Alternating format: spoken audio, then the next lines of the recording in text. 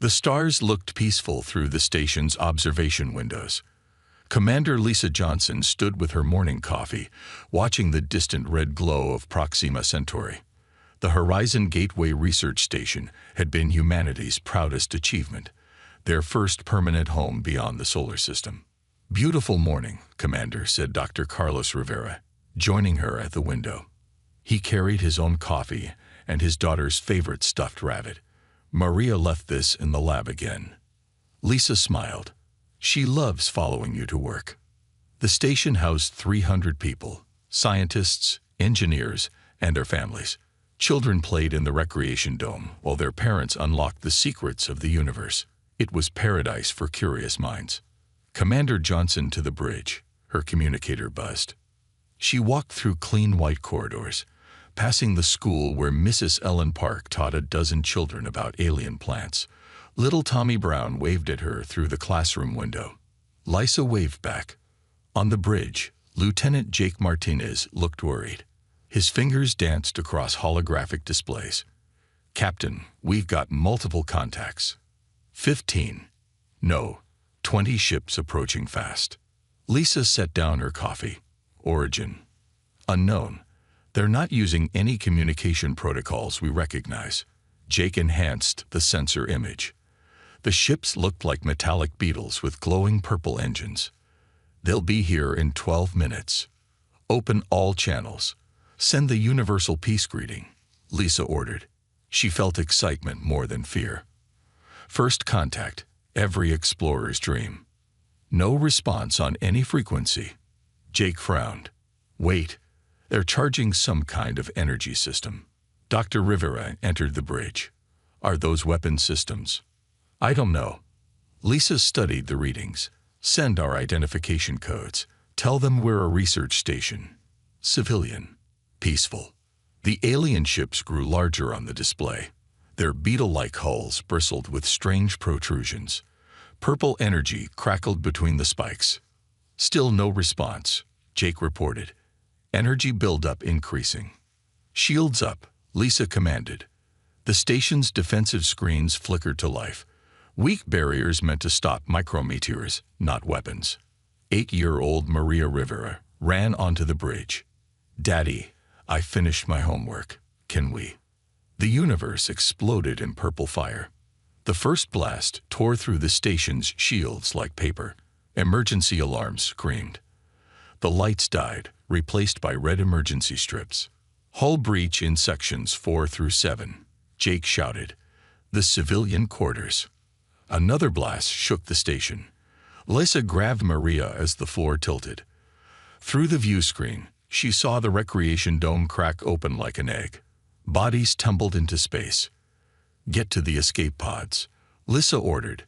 She pushed Maria into her father's arms. "Go." Dr. Rivera ran, clutching his daughter. Lisa stayed at her post, trying to send a distress signal to Earth. The aliens kept firing. No warning. No demands. Just destruction. Jake's console exploded. He flew backward, his uniform burning. Lisa dragged him toward the door as another blast hit. The bridge ceiling collapsed. In the corridor, parents carried children toward the escape pods. Mrs. Park held Tommy Brown and 2 other students. Half her class was already gone. "Pod Bay 3 is gone," someone screamed. "They're targeting the escape routes."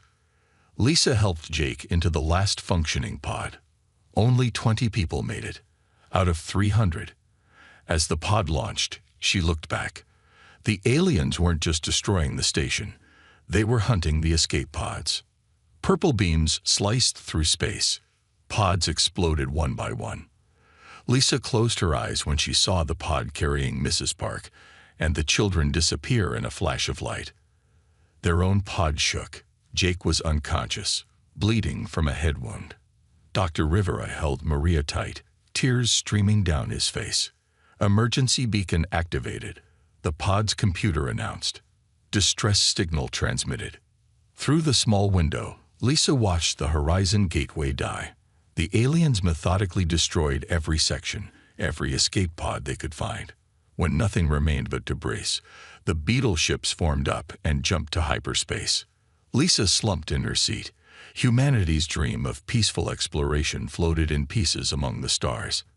In her mind, she could still hear the children laughing in the recreation dome.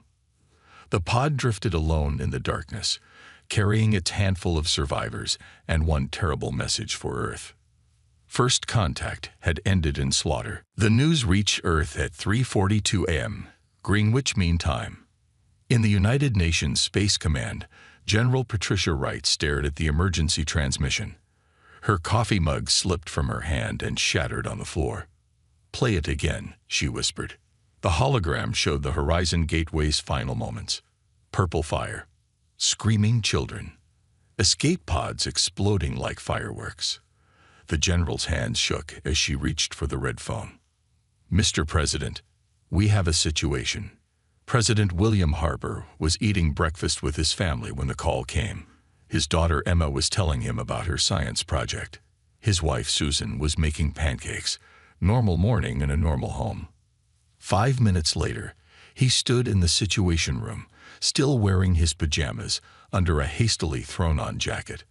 The Joint Chiefs of Staff filed in, their faces grim. "Show me," Harper said. They watched the footage in silence. When it ended, the president's face had turned to stone. "How many survivors?" 18 out of 300, General Wright replied. The aliens hunted the escape pods.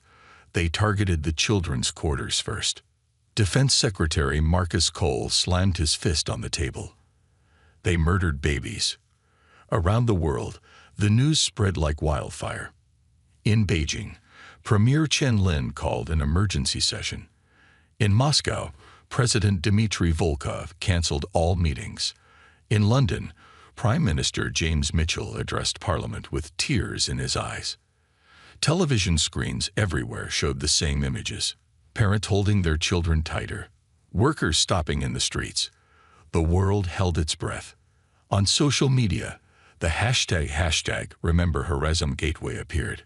Within hours, billions used it. Photos of the victims flooded the internet. 8-year-old Maria Rivera's school picture. Tommy Brown's birthday party. Mrs. Park with her kindergarten class. In New York City, crowds gathered in Times Square. Silent at first, then angry. Someone started chanting, "Justice for the Gateway." Others joined. Soon, the entire square roared with unified fury. The same scene repeated in every major city. London, Paris, Tokyo, Mumbai, Cairo. Humanity had never been so united in purpose. In a small apartment in Chicago, retired Marine Colonel Sam Wilson watched the news with his teenage son. "Dad, are we going to war?" the boy asked. "Yes, son. And this time, the whole world fights together." At the Pentagon, military leaders from nations that had been enemies for centuries sat at the same table. Russian generals next to American admirals. Chinese strategists beside Indian commanders. "Gentlemen and ladies," President Harper addressed them via video link. "Our differences end today. Those bastards killed our children. All of our children." Within 48 hours, the United Earth Defense Council was born. Every nation contributed resources. Old enemies shared their most guarded secrets. Nuclear weapons, once aimed at each other, now pointed toward the stars. In shipyards across the globe, work began immediately. The Mars colony converted mining equipment into weapons. The moon base transformed cargo ships into warships.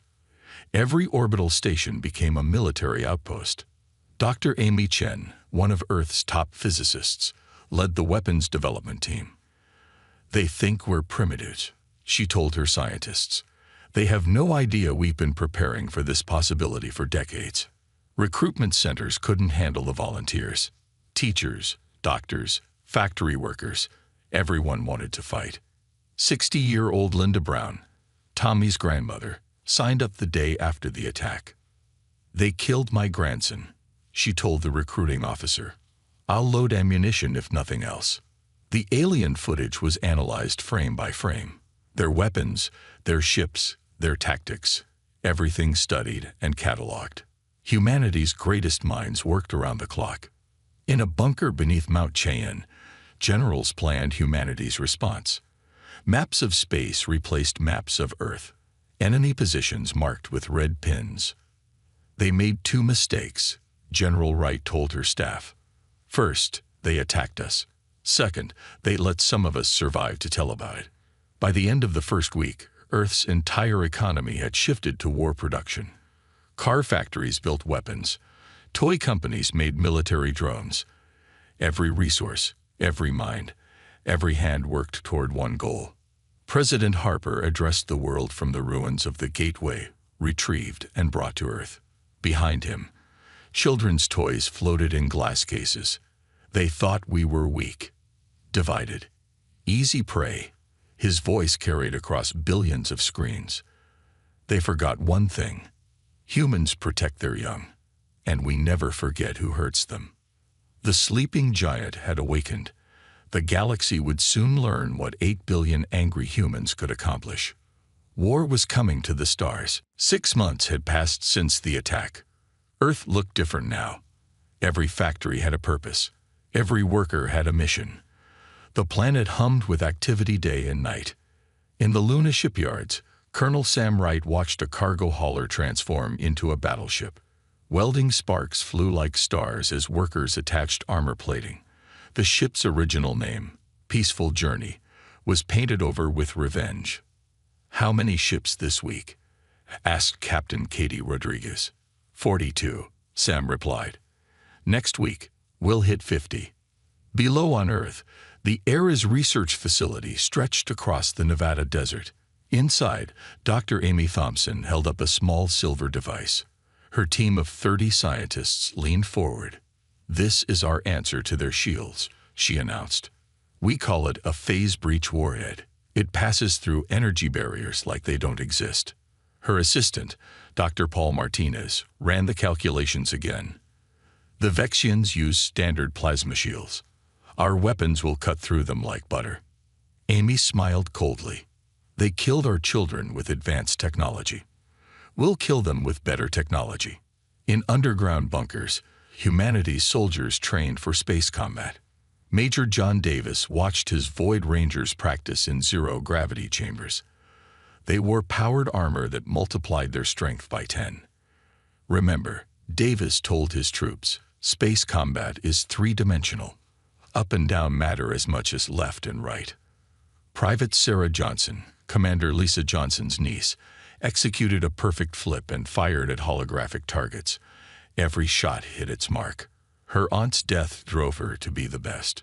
"Sir," she asked after training, "when do we deploy?"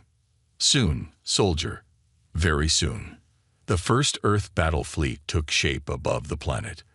500 ships, each one ugly and brutal compared to the elegant alien vessels seen in the attack footage. Form followed function, and the function was death. Admiral Nathan Foster stood on the bridge of humanity's flagship, the Retribution. The ship stretched 2 kilometers long, bristling with weapons. Its main gun could crack asteroids. "Status report," Foster commanded. "All systems operational," reported Commander Barbara Martinez. "The fleet is ready." On Earth, weapons factories worked overtime. The Chicago munitions plant, once a car factory, now produced 1,000 missiles daily. Supervisor Frank White watched the assembly line with pride. "My grandson played with Tommy Brown," he told a worker. "Every missile we make is for him." The story repeated everywhere. Personal loss drove global effort. In Moscow, a vodka distillery made rocket fuel. In Tokyo, the electronics company built targeting computers. In Mumbai, a textile mill produced military uniforms. Humanity's secret weapons programs, hidden for decades, emerged into the light. Nuclear weapons were children's toys compared to what Earth's scientists had imagined. Antimatter bombs, singularity generators, nanoweapons that could eat through hull plating. At Space Command, generals studied the enemy. The 18 survivors from Gateway provided crucial intelligence. Dr. Carlos Rivera, despite his trauma, helped design counter-tactics. "They fight in formations," he explained to the strategy team. "Always in groups of 3. Their shields are strongest at the front. So we hit them from multiple angles, suggested General Patricia Wright. Overwhelm their defenses. Exactly, Rivera nodded. And their weapons need 5 seconds to recharge. That's our window. Training intensified. Pilots flew simulations 20 hours a day. Ground troops practiced boarding actions. Everyone pushed beyond normal human limits. In schools across Earth, children learned about the gateway victims. Their pictures hung in every classroom. We remember so we can protect, teachers explained. This generation would grow up knowing the price of peace. President Harper visited the fleet before launch. He walked among the soldiers, shaking hands, offering thanks. These men and women carried humanity's rage and hope into the stars. You are Earth's sword and shield, he told them. Make them regret waking us up. As Earth's first war fleet prepared to launch, factories immediately began building the second and the third. Humanity had turned its entire civilization into a war machine. The peaceful explorers were gone. In their place stood warriors with a single purpose: make the galaxy understand that human children were off limits. The Vexians had sown the wind. Now they would reap the whirlwind. High Commander Xel'Nath sat on his crystal throne in the Vexian capital.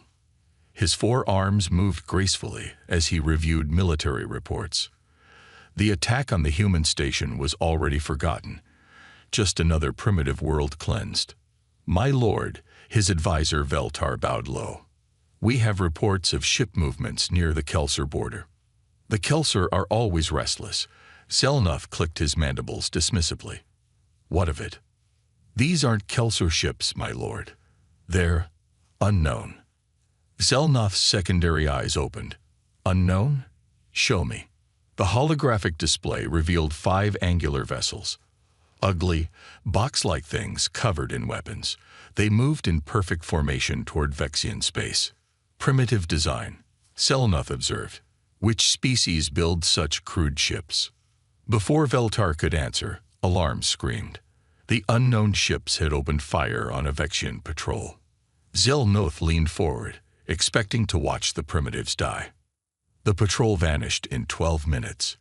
Impossible, Xel'Nath whispered. 3 Vexian cruisers, pride of the fleet, destroyed by 5 ugly boxes. Analysis coming in, Veltar stammered. The weapons, they passed through our shields like they weren't there. More reports flooded in. The unknown ships moved deeper into Vexian space. Every patrol that engaged them died. No survivors, no mercy. Send the 5th fleet, Xel'Nath ordered. 50 ships should handle these intruders. The 5th fleet found the enemy near Outpost Gamma. Commander Zeknin, veteran of 100 battles, felt confident. Primitive vessels, prepare to die for entering Vexian space. The humans answered with missiles. Vexian shields, designed to stop energy weapons, meant nothing. Nuclear warheads detonated inside their protective barriers. Ships died in spheres of atomic fire. Retreat, Zeknin screamed. Half his fleet was already gone. The human ships pursued. Their weapons never missed. Their tactics showed no pattern the Vexians could predict. 20 minutes later, Zeknin's flagship exploded. Back in the capital, Xel'Nath watched the battle recordings in growing horror. His tactical advisors studied every frame. Their weapons are primitive but effective, reported Chief Scientist Corval. Nuclear fission, chemical explosives, kinetic projectiles. Our shields are calibrated for energy weapons. Then recalibrate them. We can't, my lord. Not quickly. The entire fleet would need refitting. More reports arrived. Human raids struck across the frontier. Supply depots burned. Communication relays went silent. Each attack used different tactics, different weapons. They're learning, Veltar observed. Each battle teaches them our weaknesses. Sub-Commander Nexlor, one of the few survivors, gave testimony that chilled Vexian blood. They fight without honor. No challenges, no declarations. They attack from hiding, strike critical systems, then vanish. And their soldiers, What about their soldiers? Demons in metal shells. They board our ships and kill everything. No capture, no surrender.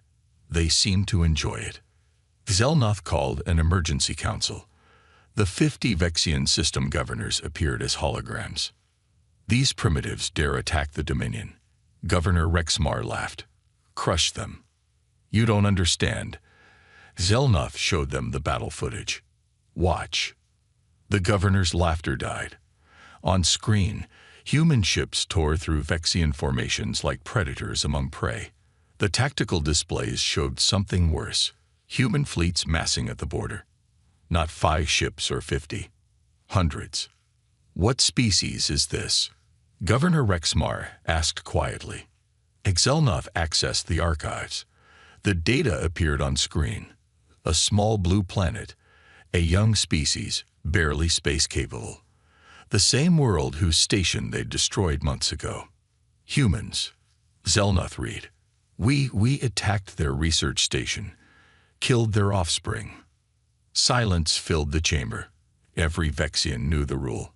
Never attack a species young.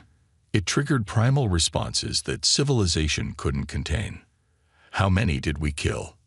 Veltar asked. 282, including 63 children. The numbers hung in the air like a death sentence. They'd killed human children. Now the humans were coming. Prepare all defenses, Xelnoth ordered. Alert every fleet. We're at war. But deep in his hearts, the High Commander knew the truth. They weren't at war. They were being hunted. And the hunters were very, very angry. The Galactic Council met in emergency session on the neutral world of Architect Prime. Representatives from 200 species filled the Great Chamber. Ambassador Krelock of the Thandori spoke first, his crystalline form shimmering with distress. Honored members, we face a crisis. The humans wage war in ways that violate every civilized convention. The chamber's screens displayed footage from the Vexian front. Vexian cities burned under orbital bombardment. Human ground forces used chemical weapons that made Vexian soldiers claw at their own throats. The images shocked even veteran diplomats. Barbaric, whispered Ambassador Zeep from the Gorvac Federation.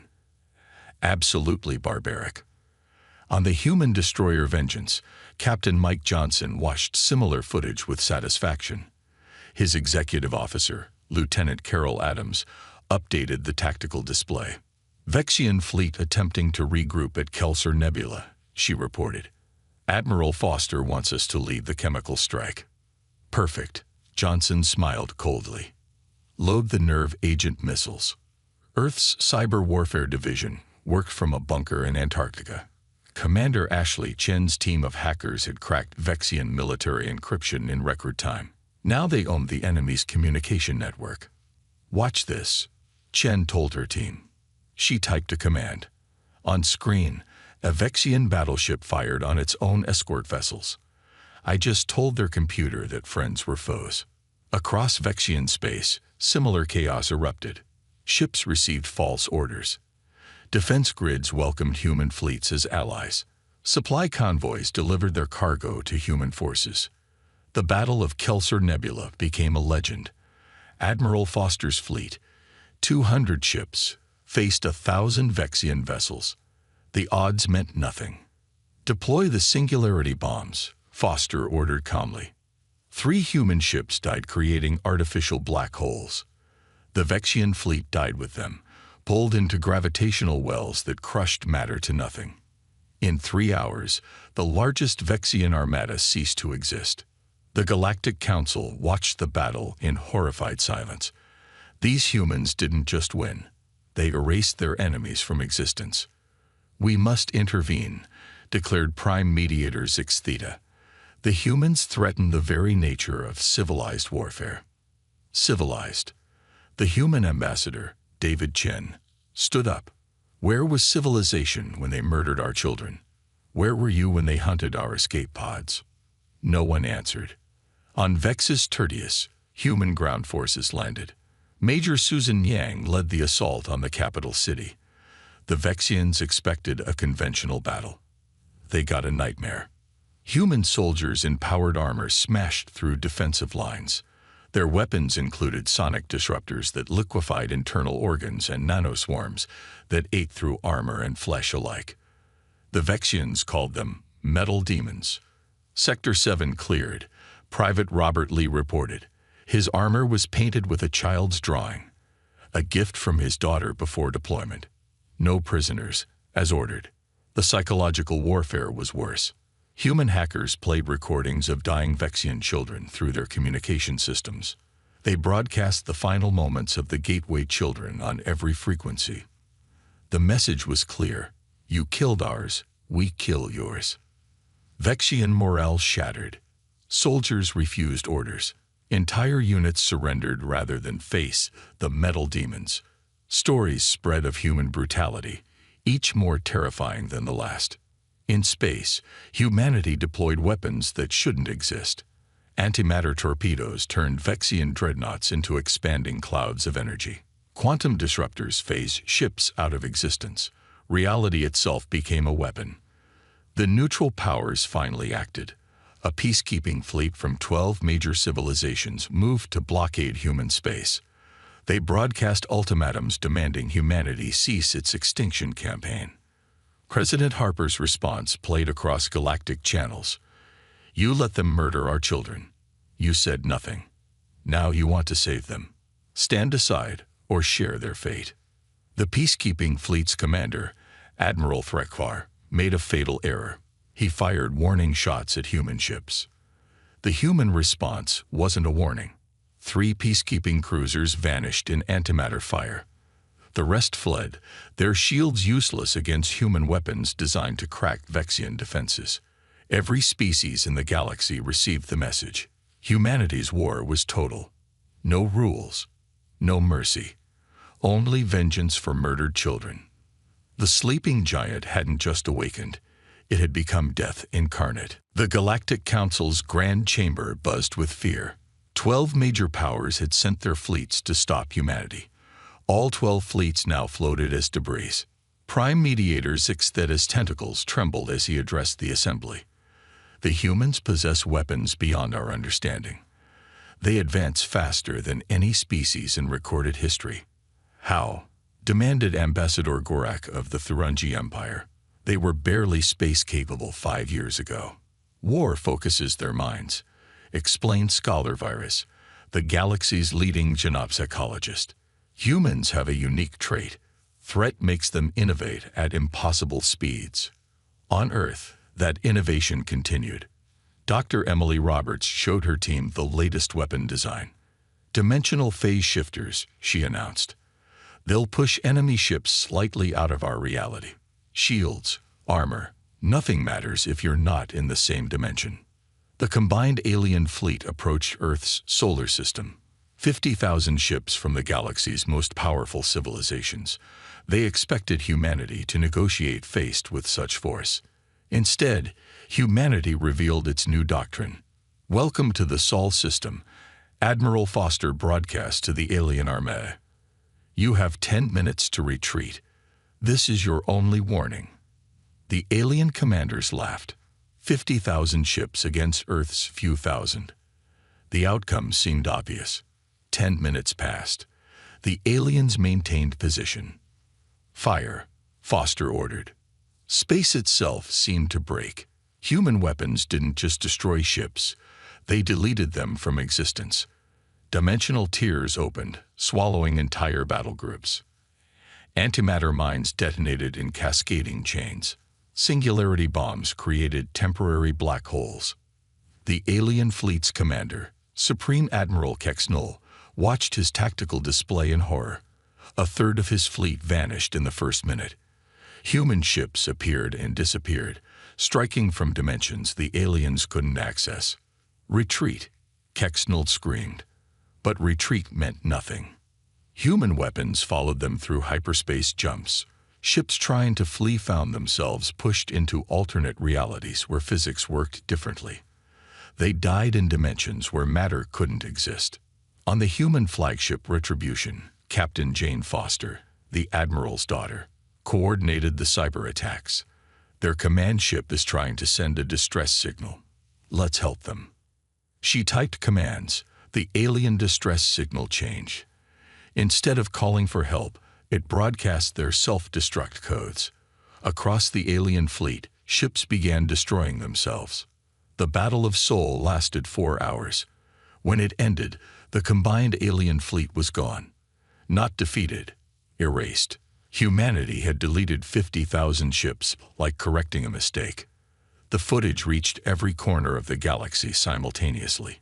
Human hackers ensured everyone saw it. The message was clear: approach Earth at your peril.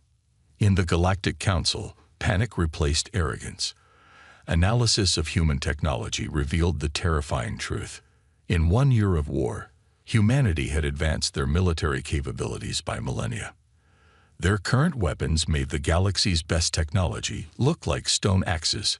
"They're not stopping," reported Intelligence Chief Rex March. "Human fleets mass at their borders. Production increases daily. They speak of something called Phase 2. President Harper addressed the galaxy from Earth. Behind him stood representatives from every human nation. Unity forged in the fire of dead children. "You had your chance to stop this peacefully," Harper said. "You chose to protect the murderers. Now face the consequences." The human economy had completely transformed. Every scientist worked on weapons. Every factory built ships. Every citizen contributed to the war effort. 8 billion humans with one purpose: justice for the Gateway. Reports flooded in from human space. New weapons tests showed devices that could crack planets, collapse stars, even manipulate time on small scales. Humanity wasn't just winning the war. They were rewriting the rules of warfare itself. "What have we awakened?" whispered Zix Theta as he watched the latest human weapons test. A moon disappeared, compressed into a point smaller than an atom. Ambassador David Chen answered from his seat. "You awakened parents who lost their children. The galaxy's about to learn why human history is written in blood." The intervention had failed catastrophically. Now the galaxy could only watch as humanity prepared for the next phase of their vengeance. The march to Vexus Prime began with surgical precision. Human fleets cut through Vexian space like knives through butter. Each conquered world revealed new horrors to fuel humanity's rage. On Vexus Secundus, Colonel David Martinez led the ground assault. The planet's defenders expected a bloody urban war. Martinez had other plans. "Deploy the compliance gas," he ordered. Purple clouds drifted over Vexian cities. The gas targeted Vexian brain chemistry, shutting down aggression centers. Within hours, fierce warriors became docile as sheep. They surrendered by the millions, unable to feel anger or resistance. "Sir, the entire northern continent has laid down arms," reported Sergeant Jennifer Bailey. "No casualties on either side." Martinez nodded. "We can be merciful when we choose. Pack them up for the war crimes tribunals." In space, the human advance became a masterpiece of combined warfare. Admiral Foster's fleet worked with perfect coordination. Each ship knew its role. Each captain understood the plan. The industrial world of Kexhar fell without a shot fired. Human economists, led by Dr. Patricia Lewis, had spent months studying Vexian financial systems. They struck with digital precision. "Execute market crash protocol," Lewis ordered from her station on Earth. Computer algorithms flooded Vexian trading networks. Currencies collapsed. Supply chains shattered. Within days, Kexhar's mighty factories ground to a halt. Workers couldn't buy food. Soldiers couldn't get ammunition. "Economic warfare is still warfare," Lewis explained to her team. "But nobody has to die." On the agricultural world of Vexton, humanity showed its other face.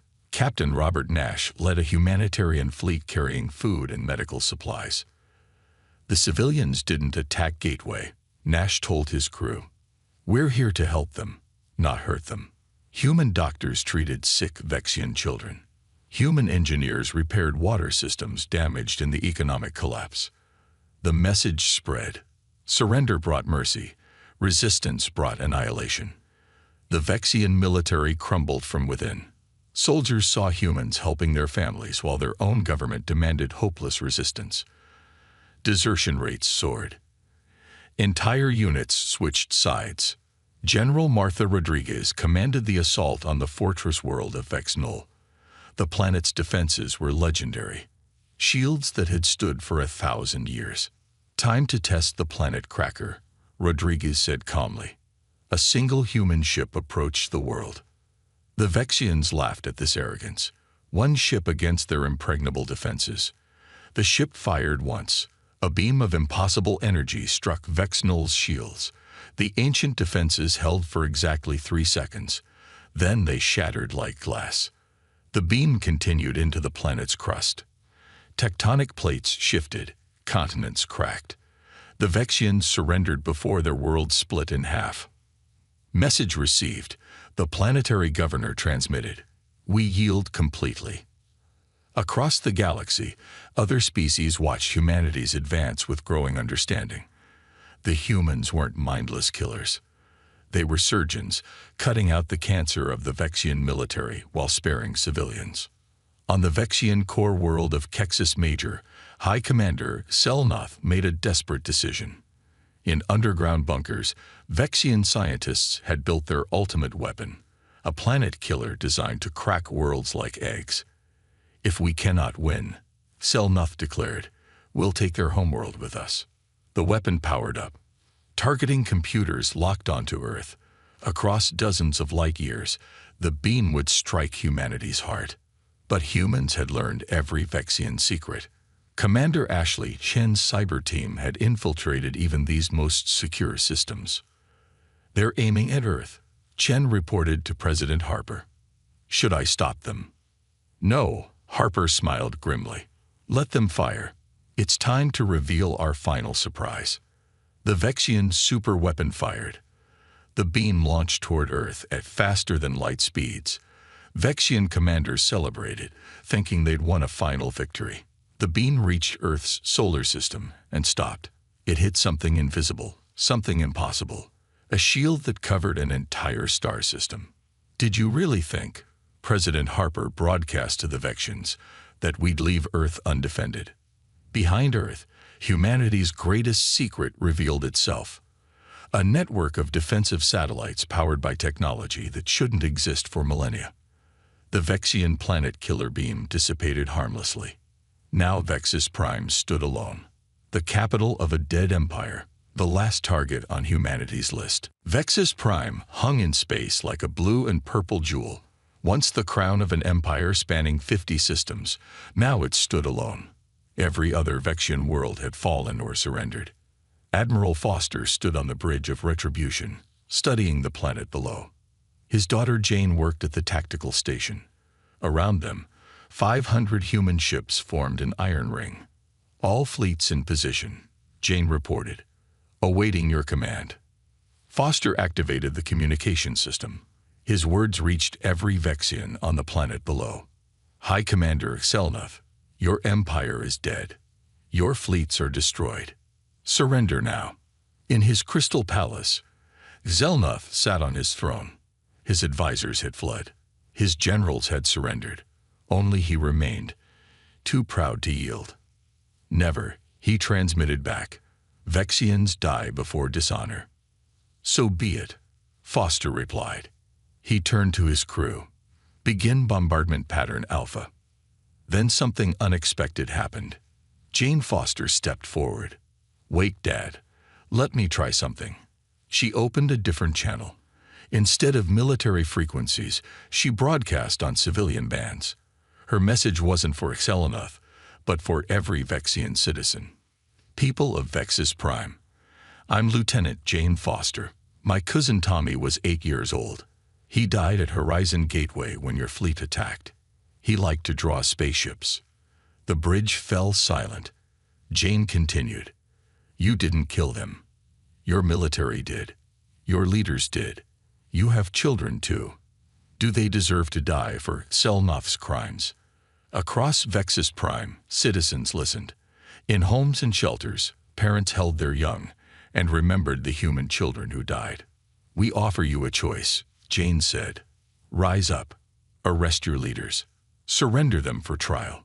Do this, and Vexus Prime survives. Your children live. You join the galactic community as equals, not slaves. President Harper, watching from Earth, smiled. This was always the plan. Not genocide, but justice. The response came within minutes. In the capital city, crowds marched on the palace. Vexian police joined them. Military units turned their weapons on government buildings, not human ships. Xelnoth watched his empire's final betrayal. His own people stormed the palace. Guards who had served him for decades stepped aside. "You brought this on yourself," his former advisor Veltar said, leading the arrest team. "You killed their children. You doomed us all." Within 6 hours, Vexus Prime had a new government. The surrender ceremony took place in the ruins of the Crystal Palace. Xelnoth, in chains, signed the documents himself. Unconditional surrender. He read, his voice broken. Disarmament of all military forces. Trial for war crimes. Reparations to human families. Admiral Foster accepted the surrender with cold formality. But afterward, human ships began delivering aid. Food for hungry cities. Medicine for hospitals. Engineers to rebuild infrastructure. "We're not monsters," Foster told the new Vexian leaders. "We're parents who lost children. Justice has been served. Now comes healing." The Galactic Council reconvened 1 month later. The chamber that once echoed with arrogance now whispered with respect and fear. Ambassador David Chen addressed the assembly. "Humanity accepts the Council's offer of membership. We'll take our seat among you. But understand this, we came to the stars in peace. We still prefer peace. But if anyone, anywhere, ever harms human children again." He didn't finish. He didn't need to. The memorial on Luna was completed that same year, a simple stone monument listing every victim of Horizon Gateway: Tommy Brown, Maria Rivera, Ellen Park, all 300 names. The inscription below read, "To the innocents who died so the galaxy could learn. Human mercy is a choice. Human wrath is a promise. Choose wisely." Across the cosmos, every species took note. Trade with humans flourished. Cultural exchanges bloomed. But everyone remembered the lesson written in the ashes of the Vexian Dominion. Humanity, the youngest spacefaring race, had become the galaxy's peacekeeper. Not through conquest, but through demonstration. They preferred to explore, to learn, to build. But if threatened, if their children were harmed, they would remind the universe why humans were the most lethal species alive. The sleeping giant returned to its dreams. But now, everyone knew it was only sleeping. The crystal dome of the Galactic Council chamber glowed with soft blue light. Inside, thousands of aliens from different worlds filled the seats. They came in many shapes and sizes. Some had tentacles. Others had wings. A few floated in special tanks filled with gas. John Miller walked to the center of the room. He was Earth's main representative to the Council. His dark suit looked plain next to the colorful robes and shiny armor of the alien delegates. He stood straight and looked around the room. The Zephyrins sat in the highest seats. These tall, crystal-like beings ran the Council. Their bodies caught the light and threw rainbows on the walls. Their leader, Xerath, looked down at Miller with cold eyes. "The human speaks again," Xerath said. His voice sounded like glass breaking. "What complaint do you bring today?" Miller took a deep breath. No complaint. A final decision. The room became quiet. Even the water beings stopped bubbling. "For 50 years, humans have served this council," Miller said. "We protected trade routes. We stopped wars. We shared our technology. But you never treated us as equals." A purple alien with 6 arms made a dismissive sound. "Humans are young. You must earn your place." "We have earned it," Miller replied. "Last month, human ships saved the Corthan colony from raiders. Human doctors cured the plague on Vega 7. Human engineers fixed the jump gates in Sector 9. Kazarath tapped his crystal fingers on his chair. And you were thanked. What more do you want? Respect. Equal votes. Fair trade deals. Miller pulled out a small device. This has our demands. Change these unfair rules, or we leave. Laughter filled the room. The Vorthans, huge gray beings with 4 eyes, found this very funny. Their ambassador, Groot, stood up. Leave? Where would you go? You need us. No, Miller said simply. You need us. The laughter stopped. Earth recalls all human ships, effective immediately, Miller continued. All human workers will leave Council space within 30 days. Our technology sharing agreements end now. Therath leaned forward. His crystal face showed surprise for the first time. You cannot be serious. The Council will not allow. The Council has no choice. Miller cut him off. We are done asking for permission. Captain Kate Sullivan watched from the military section. She had red hair tied back tight. Her uniform carried the marks of 20 years in space. She touched her earpiece. All ships, prepare for departure, she whispered. Operation Free Sky is go. Around the galaxy, human vessels received the message. Cargo ships changed course. Military patrols headed home. Space stations began shutting down. In the council chamber, chaos erupted. Aliens shouted in dozens of languages. Some demanded the humans be stopped. Others begged them to reconsider. Miller stood calmly in the center of the storm. When Xerath called for silence, Miller spoke again. We gave you every chance. For years, we asked for fair treatment. You laughed. You ignored us. You took our help and gave nothing back. The Council decides what is fair, Xerath said coldly. Not anymore, Miller replied. At least, not for humans. He turned to leave. As he walked past the alien seas, a small gray figure touched his arm. It was Keek, from the Etherian delegation. Etherians were peaceful beings who rarely spoke in council. Wait, Keek whispered. Some of us understand. Some of us will remember who our real friends were. Miller nodded slightly and kept walking. Outside the chamber, his assistant Jane Roberts waited with a transport. She looked worried. Sir, are we really doing this? Yes, Miller said as they entered the vehicle. Send the message to Earth. Tell President Lopes we just made history. As their transport lifted off, the council building shrank below them. Inside, the aliens still argued. They had no idea that in 6 months, they would beg for humanity's return. But John Miller knew.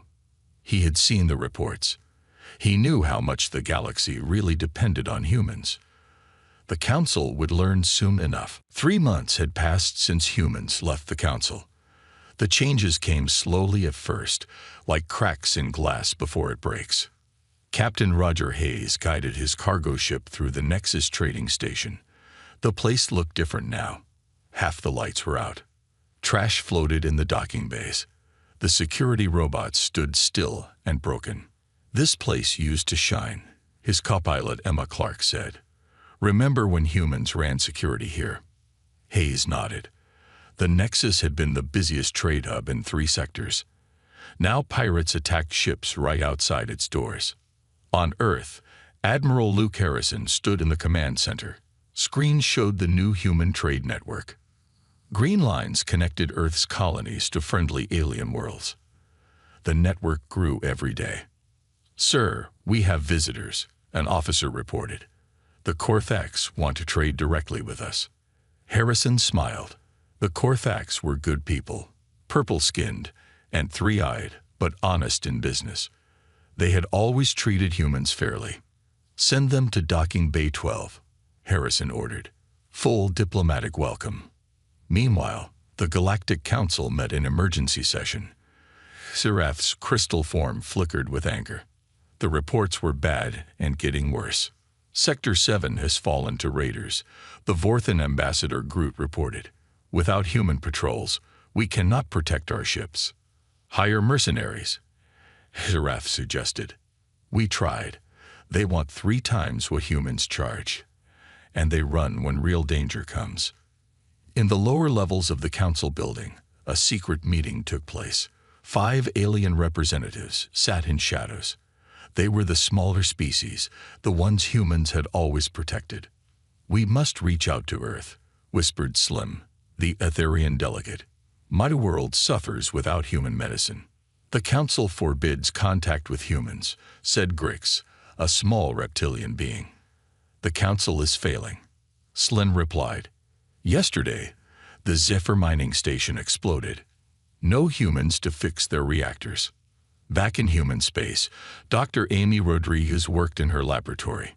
She had just finished a breakthrough, a new engine design that could travel twice as fast as anything the Council had. "Should we share this?" her assistant Paul Kim asked. Amy laughed. "With the Council? Never. But our new friends might be interested." She met the aliens who had chosen friendship over Council rules.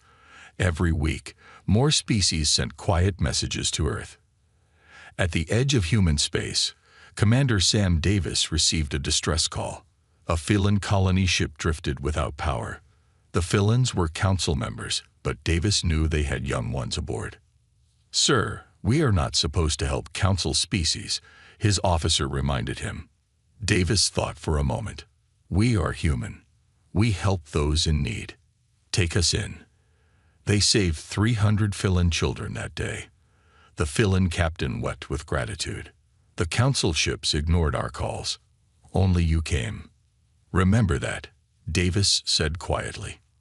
In the Council chambers, more bad news arrived. The Vorthan Empire had lost 2 planets to rebels.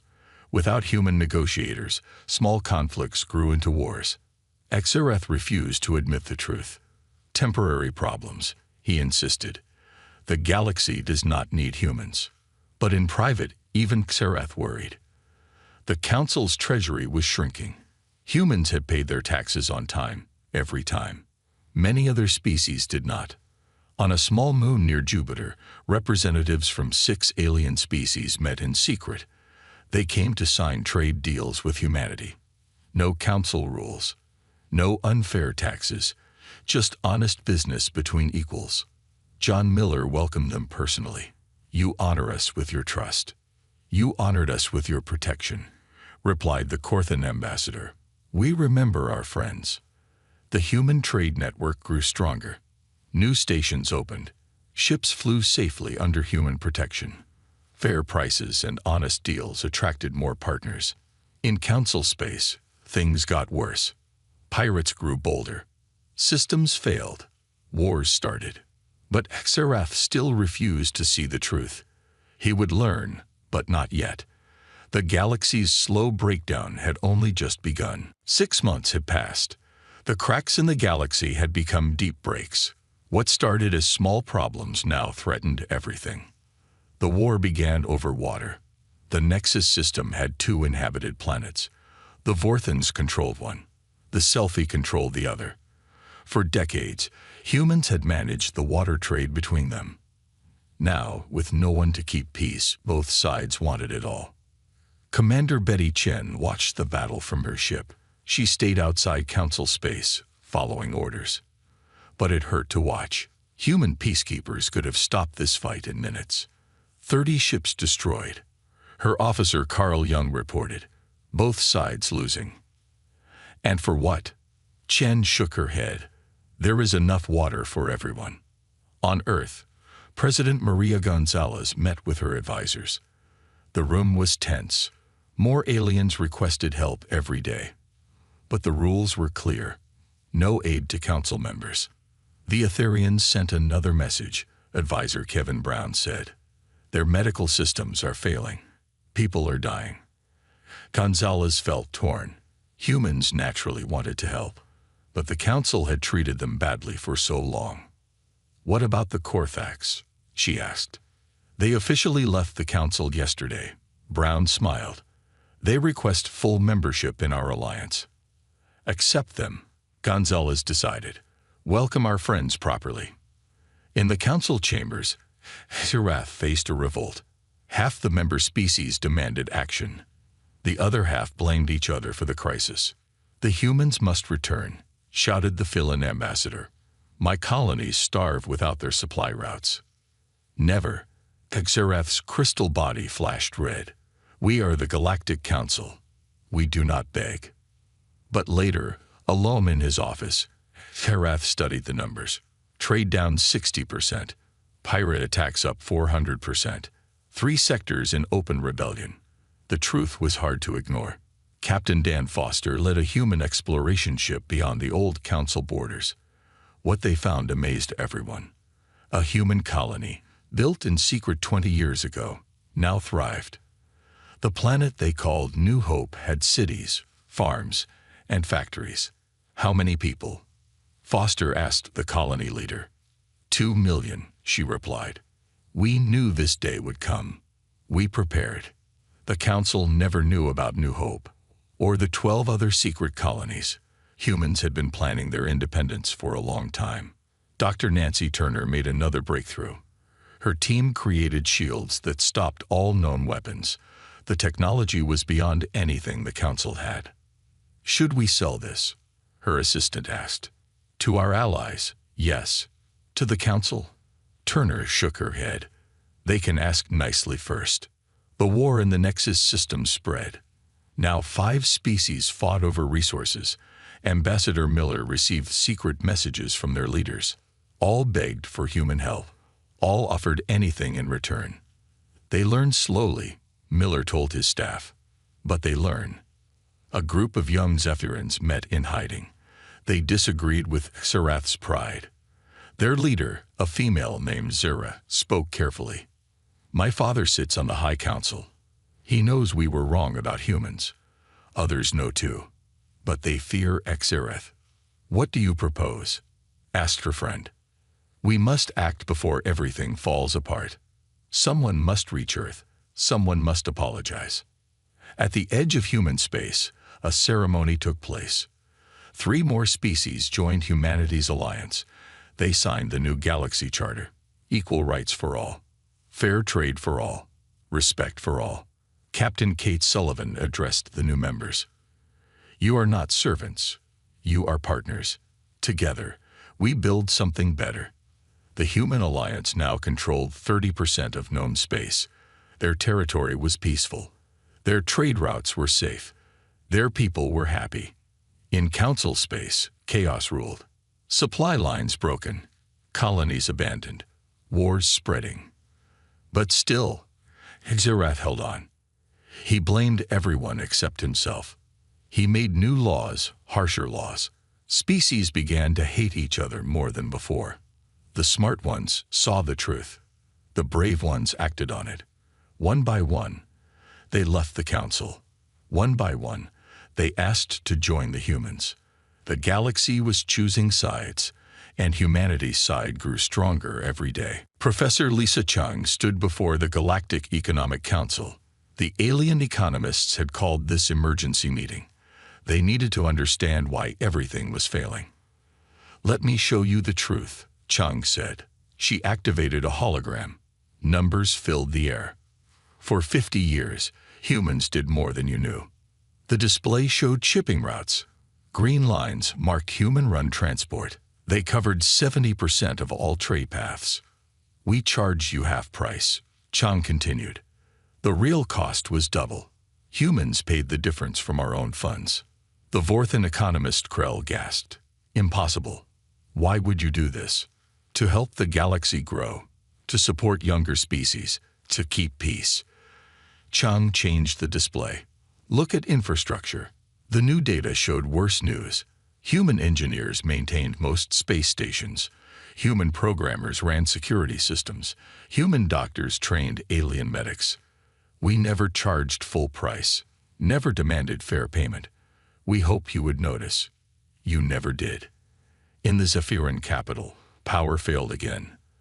The crystal beings could not fix their own reactors. They had always hired humans for that work. Xerath's assistant rushed in. Sir, the main computer network crashed. All government data is locked. Call the fill-ins. They know computers. We did. They want human prices, triple our budget. Xerath's crystal form darkened. The truth pressed against his pride like a weight. On a mining asteroid, catastrophe struck. The life support failed. 5,000 selfie miners were trapped. Their distress call went to the Council. No response. Council rescue ships cost too much. Captain Jake Murphy heard the call. His human vessel was close. He looked at his crew. "We cannot ignore this," Murphy said. "I do not care about politics." They saved every miner. The selfie captain bowed low. "The Council left us to die. Humans saved us. We will remember." Dr. Eric Brown published his research. The paper shocked everyone. It showed the mathematical truth of human contributions. Humans prevented 14 major wars through negotiation, he wrote. The saved lives number in billions. The saved resources equal 10 years of council budgets. More facts emerge. Human-designed systems ran 40% of alien hospitals. Human teachers educated millions of alien young. Human farmers fed entire species. We never kept records, Brown explained to reporters. We helped because it was right. Now they learn what they lost. In secret, more Zephyrins joined Zyra's group. Even council members whispered about the crisis. Their empire crumbled while human space prospered. "My factories stand empty," one Zephyran noble complained. "Human technicians ran them all. Now they are gone." "My trade routes face pirates daily," another added. "Human patrols kept us safe for decades." Admiral Kelly White received an unexpected visitor. A Zephyran ship approached Earth.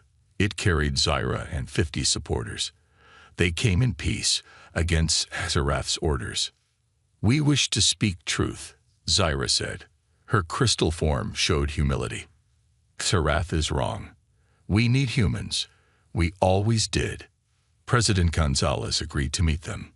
The young Zephyrins told their story. They wanted change. They wanted partnership. "Xerath will never admit fault," Zyra explained. "But many of us see clearly now. Help us change our society." "Change must come from within," Gonzalez replied. "But we will support those who seek peace." The Etherian homeworld faced disaster. Their atmosphere processors failed. The machines were human-designed. No one else understood them. Ambassador Slim sent a desperate message to Earth. "Please, our children cannot breathe. We left the Council. We apologize for everything. Help us." Humanity sent engineers immediately. The Etherians wept with relief. They swore eternal friendship with Earth. More species abandoned the Council each week. They saw the numbers. They felt the pain. They chose survival over pride. In the Council chambers, half the seats sat empty. The remaining members argued constantly. Xerath made grand speeches to smaller crowds. But the facts were clear. The galaxy had depended on humanity for everything important. Now, without humans, the old order died. Some learned the lesson. Others still refused. But the truth could not be hidden anymore. 1 year had passed since humanity left. The proud Galactic Council was dying. Even Xerath could not pretend anymore. The Crystal Leader sat alone in his grand chamber. Empty seats surrounded him. Only 12 species remained in the Council. The rest had fled to join humanity's alliance. His assistant entered with more bad news. "Sir, the Vorthans are leaving." Ambassador Groot submitted their withdrawal. Xerath's form flickered. The Vorthans were founding members. They had built the Council with the Zephyrins 10,000 years ago. "Traitors," Xerath whispered. But the word sounded hollow. In human space, the new Galactic Alliance celebrated its first anniversary. 53 species now stood together. The ceremony took place on Unity Station, built by all members working as equals. President Maria Gonzalez addressed the crowd. "A year ago, the old Council laughed at us. They said we could not survive alone. Look around you. We did not survive. We thrived." Captain Kate Sullivan watched from the military section. Human and alien crews worked together perfectly. Trust and respect made them strong. The Zephyrin Empire crumbled faster now. Their colonies declared independence. Their armies refused orders. Their people demanded change. In the Crystal Palace, Zira met with other rebel leaders. Her group had grown. Even high nobles joined them now. "Father returns from the council tomorrow," Zira said. "He brings terrible news. The treasury is empty." "How?" asked Lord Crex, an elder noble. "Human taxes paid for everything," Zira explained. "They funded 60% of our budget. We never knew." The room fell silent. The truth hurt their pride. On the forgotten world of Kepler 442 bits, something amazing happened. A joint human-alien colony flourished. Different species lived and worked together. No council rules, no forced hierarchies, just mutual respect. Dr. Amy Rodriguez visited the colony. She saw human children playing with young Etherians. Corthan merchants traded with Filan farmers. Everyone prospered. "This is the future," Rodriguez told her guide. "Not empires, communities." Ambassador John Miller received an unusual message. It came from Serath himself. The tone was different, desperate. "The Zephyrin's supreme leader requests a private meeting."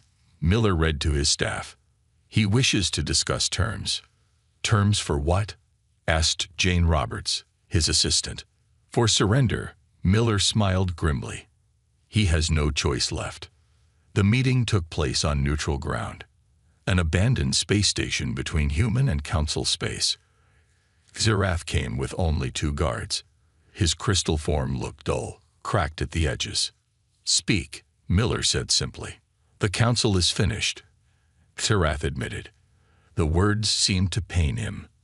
"Our worlds starve. Our systems fail. Our people rebel. And I was wrong. Humans were never inferior. We were the blind ones." Miller waited. He had prepared for this moment. "The Zephyrins request membership in your alliance," Zerath continued. Each word came harder than the last. "We will accept your terms. Any terms." "All terms are public," Miller replied. "Equal representation, shared resources, and a full confession." "Confession. You must tell the galaxy how you treated humans. You must admit every mistake. Publicly." Serath's form dimmed. For the Zephyrins, public humiliation was worse than death. But his people were dying. "I agree." News spread quickly. The supreme leader of the galaxy's oldest empire had bowed to humanity. The symbolism was powerful. More council members rushed to join the alliance. They feared being left outside. They had seen what isolation meant. Captain Dan Foster explored the Outer Rim. He found destroyed council outposts everywhere. Pirates ruled these spaces now. Without protection, civilization retreated. "Mark these coordinates," Foster ordered. "When the alliance expands, we will reclaim these worlds." Dr. Eric Brown published another paper. This one showed the future. Under human leadership, the galaxy could achieve peace within 5 years. Under the old council, collapse was certain. The choice was clear: pride or survival. The smart species chose survival. Soon, very soon, the old council would end. A new age would begin. An age where humanity led not by force, but by example. The old council held its final meeting. Only 5 members remained. The great chamber felt empty and cold. Zerath stood at the podium one last time.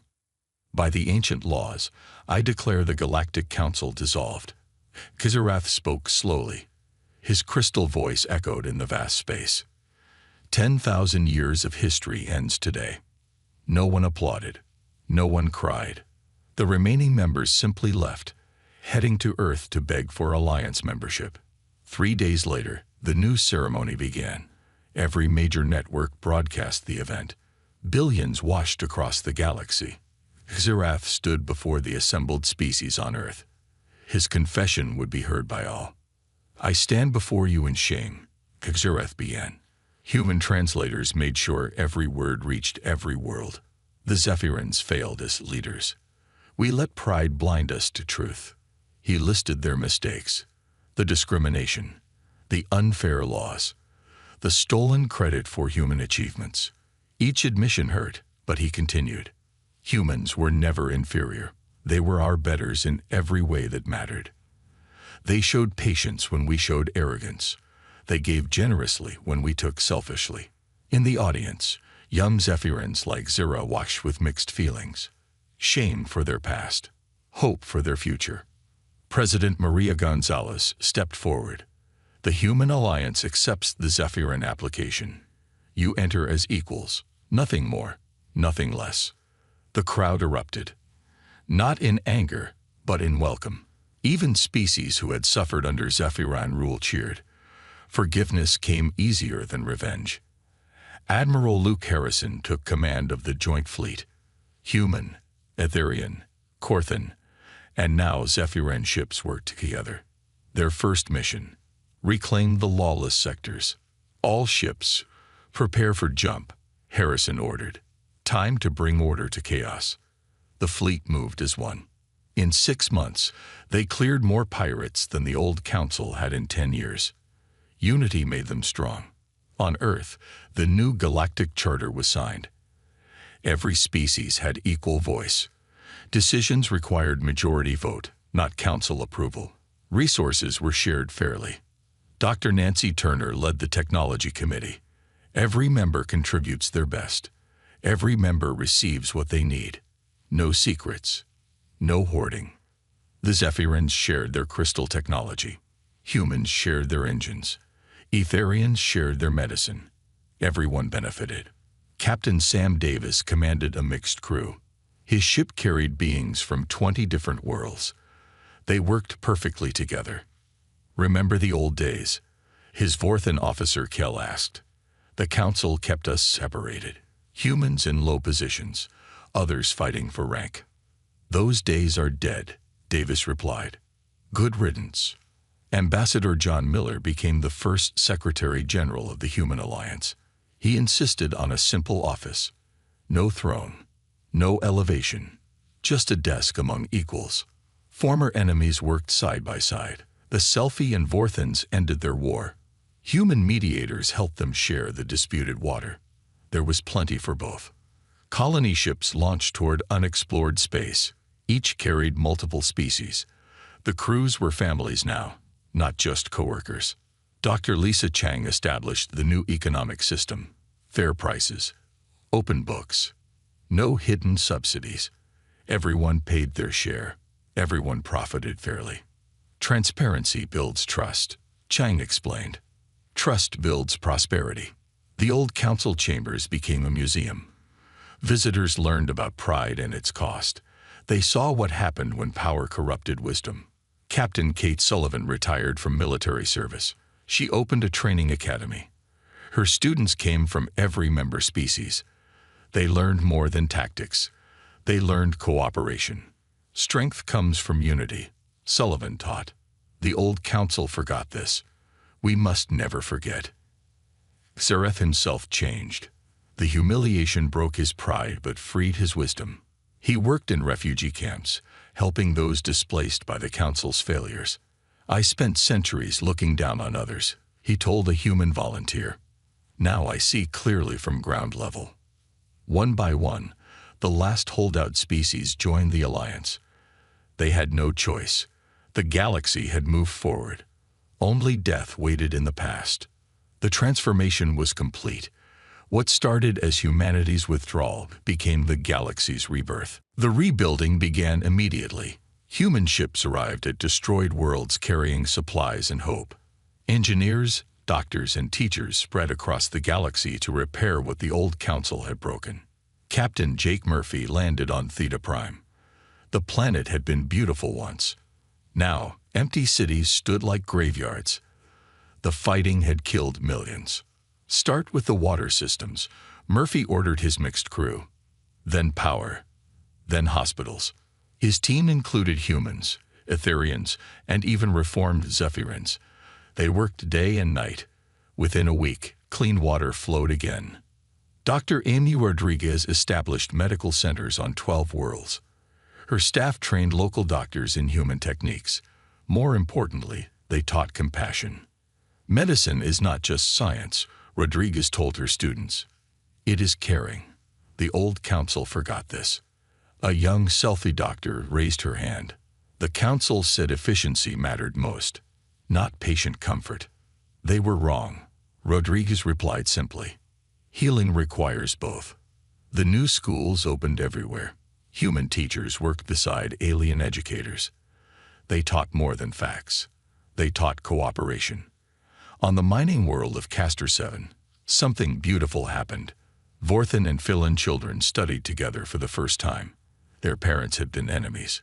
The children became friends. My daddy says Philins are stupid, a young Vorthan said. My mommy says Vorthans are mean, a Philin child replied. They looked at each other. Then they laughed. Our parents are silly. Ambassador John Miller visited the border regions. These areas had suffered most. Pirates and warlords had ruled for months. Now, alliance patrols brought peace. In one town, Miller met an old Corthan merchant. I thought we would die here, the merchant said. The council abandoned us. Humans saved us. The alliance saved you, Miller corrected. We are all in this together. Construction crews built new space stations. The designs were revolutionary. Instead of separate sections for each species, everyone mixed freely. Shared areas, shared facilities, shared lives. Commander Betty Chen supervised the largest project. Unity Station 2 would house 1 million beings. The plans showed something amazing. No restricted zones, Chen explained to visitors. No hierarchy by species, just neighborhoods where everyone is welcome. The agricultural worlds flourished under new management. Human farmers shared their techniques. Alien crops grew stronger. Food production tripled. On Harvest 4, farmer Bill Gray worked beside a Zephyran named Zilok. A year ago, Zilok would have considered such work beneath him. My crystals are dirty, Zilok said, but he was smiling. My family would be horrified. Honest work brings honest rewards, Gray replied. Your family will eat well this winter. The cultural exchange program started small but grew quickly. Young beings spent time with other species. They learned languages, customs, and perspectives. Sarah Lewis hosted a young Vorthan named Grix. He had never lived with humans before. Old propaganda said humans were primitive. Your technology is different, Grix admitted after a week. Not inferior, sometimes better. Every species has strengths, Sarah explained. The Council ranked us. The Alliance unites us. Captain Kate Sullivan's Academy graduated its first class. 200 officers from 30 species stood together. They had learned as equals. They graduated as family. You are not just soldiers, Sullivan addressed them. You are builders of peace, teachers of unity, examples of what we can achieve together. The transformation was visible everywhere. Damaged worlds healed. Hungry populations ate. Separate species mingled. Dr. Eric Brown measured the progress. His data showed remarkable results. Crime down 90%. Trade up 200%. Happiness indexes at record highs. The old council ruled through fear and division, Brown wrote. The alliance leads through trust and inclusion. On Earth, children played in parks with young aliens. In space, mixed crews explored new frontiers. On distant worlds, former enemies shared meals. The galaxy was not just rebuilt, it was reborn. And at its heart stood a simple truth. Respect and cooperation achieved what pride and dominance never could. The future had arrived. It looked nothing like the past. It looked better. 2 years had passed since humanity left the Council. The galaxy had transformed completely. In the Great Assembly Hall on Earth, representatives from every member species gathered for a historic moment. Secretary General John Miller stood at the podium. Behind him, flags from 93 worlds flew together. The room buzzed with excitement in 100 languages. Today marks a new beginning, Miller said. We launched the Expedition Hope, our first truly united mission. On the viewing screens, a massive ship appeared. The vessel combined technologies from every member species: human engines, Zephyrin crystals, Etherian life support, Corthan shields. Captain Lisa Park commanded the ship. Her crew of 3,000 included beings from every Alliance world. They had trained together for 6 months. They were no longer separate species. They were one family. "All stations report ready," Park announced. Expedition Hope prepared for history. In the audience, Tereth watched with genuine pride. The former Supreme Leader now served as a simple administrator. He had found peace in service. "Once, I believed in superiority," Tereth told a human reporter. "Now I believe in unity. Humans taught us this lesson." President Maria Gonzalez gave the final speech. "This ship carries our dreams, not to conquer, not to dominate, but to explore, to learn, to grow together." The ceremony included children's choirs from 50 worlds. Their voices blended perfectly. Different species, different sounds, one song. Dr. Amy Rodriguez had helped design the ship's medical bay. Every species could be treated there. Every disease could be studied. Knowledge was shared freely. The old council hoarded secrets. Rodriguez explained to visitors, "We hoard nothing. Every discovery belongs to all." The ship's mission was ambitious. They would travel beyond known space. They would seek new life.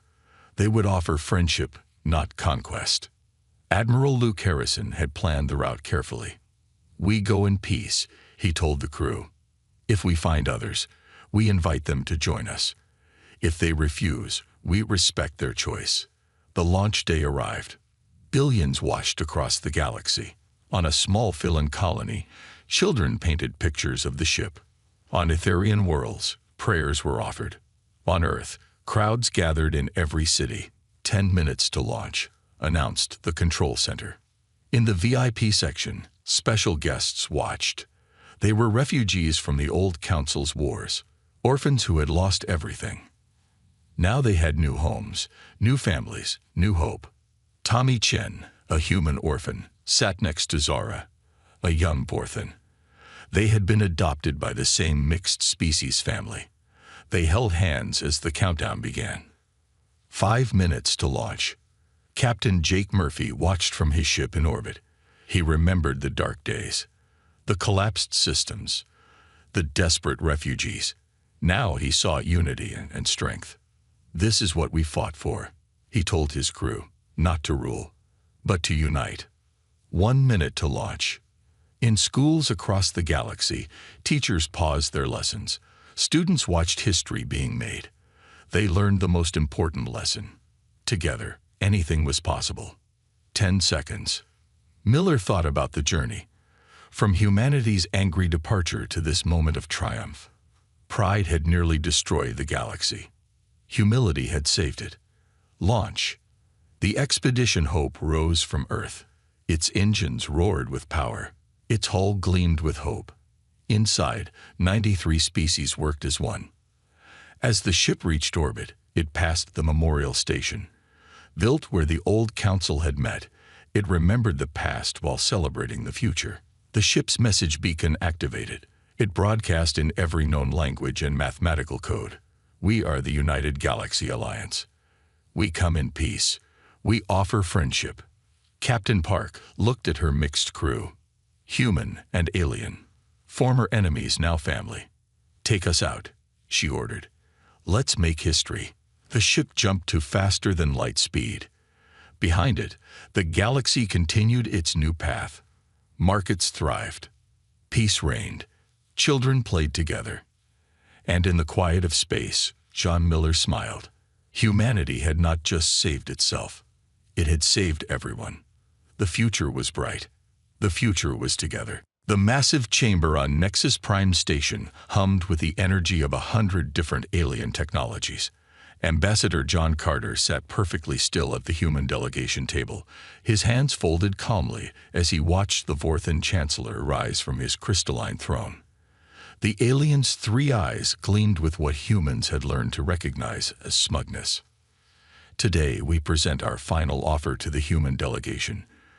Chancellor Zexkov announced, his translator implant making his words sound mechanical and cold.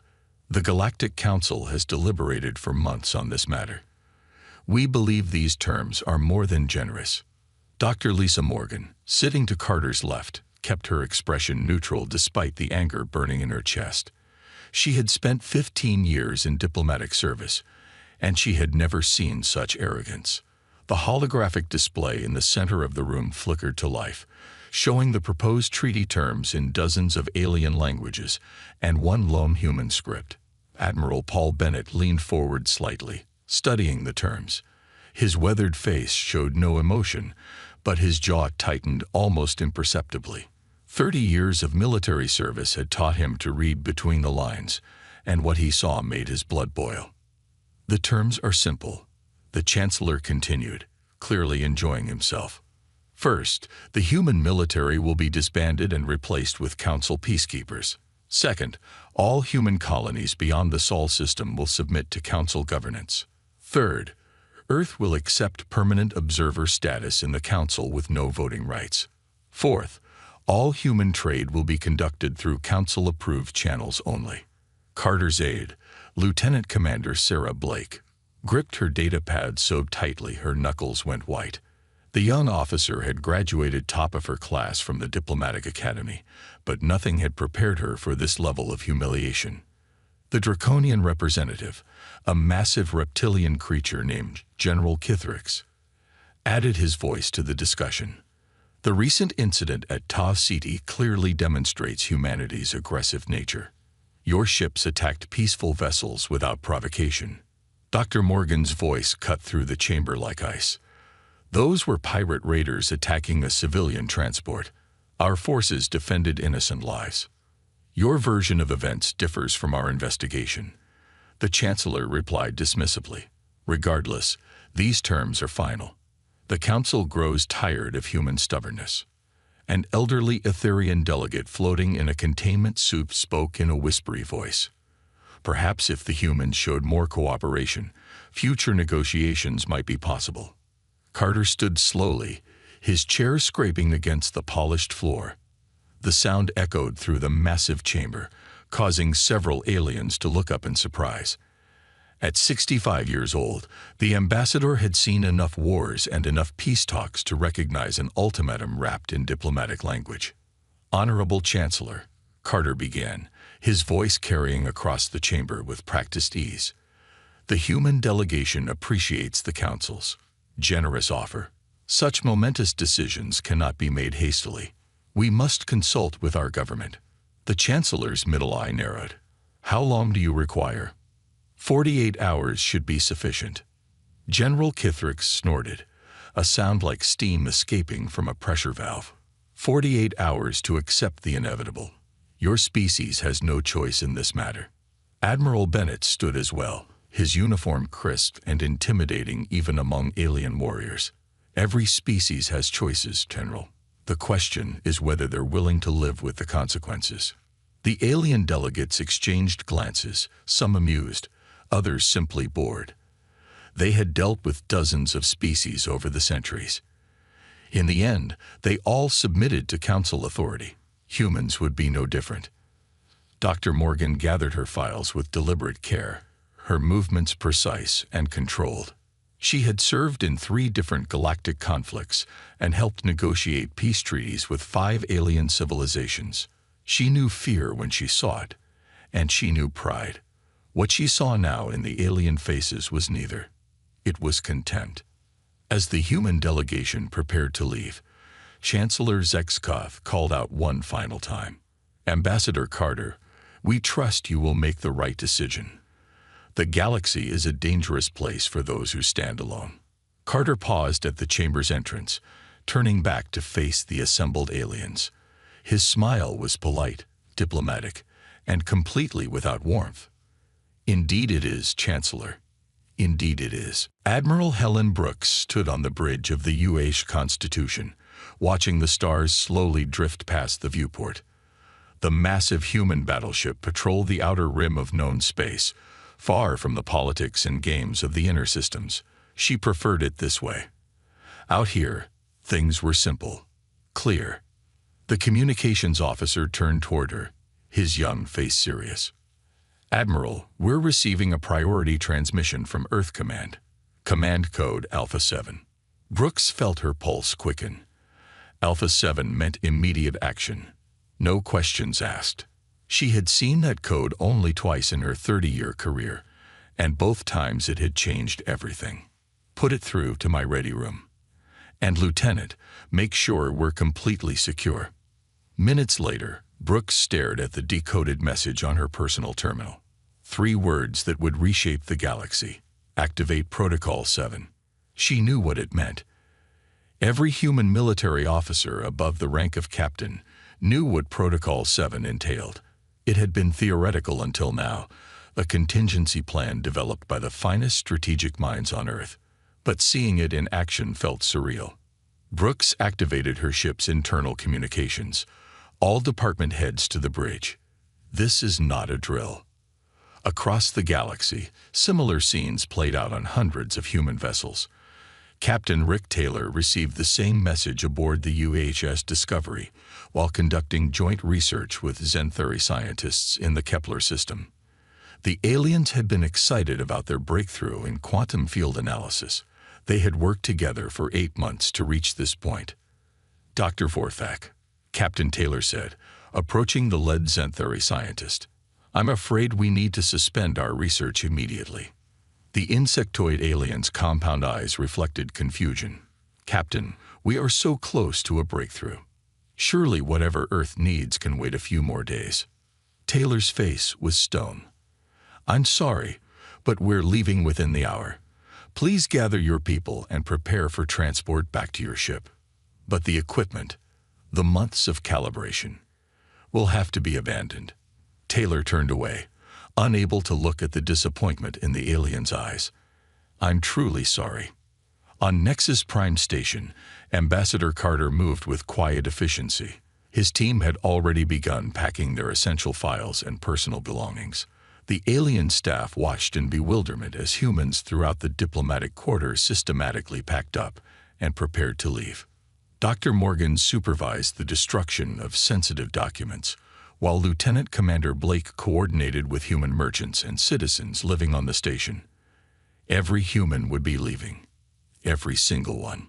The Vorthan Chancellor himself arrived at the human embassy just as Carter was sealing the last of the diplomatic pouches. Ambassador, what is the meaning of this? You still have 18 hours before your response is due. Carter looked up from his work, his face calm. Chancellor, the human delegation is withdrawing from negotiations. Withdrawing. That is not how this works. You cannot simply leave. Actually, we can. And we are. Carter handed a formal document to the alien leader. This is our official notice. The United Earth Alliance formally withdraws from all treaties, agreements, and diplomatic relations with the Galactic Council. The Chancellor's 3 eyes widened in shock. This is madness. You cannot survive without the Council. You need us. Carter picked up his bag and walked toward the door. Perhaps, but we'll find out on our own terms. Throughout alien space, human embassies, trade posts, and research stations all receive the same orders. Pack everything. Leave nothing behind. Return to human space immediately. The Etherian Science Institute watched their entire human research team pack up equipment worth millions of credits. The humans had been instrumental in developing new medical technologies that could help dozens of species. Please, Dr. Thyman pleaded with the human team leader. You cannot take this knowledge with you. It belongs to all species. Dr. Jennifer Walsh looked up from the quantum medical scanner she was carefully packing. This is human technology, developed by human scientists. We're taking it home. Within 72 hours, the last human transport ship crossed the boundary into Earth Alliance space. Behind them, they left confused aliens, half-finished projects, and broken trade agreements. The galaxy suddenly felt much larger and more empty.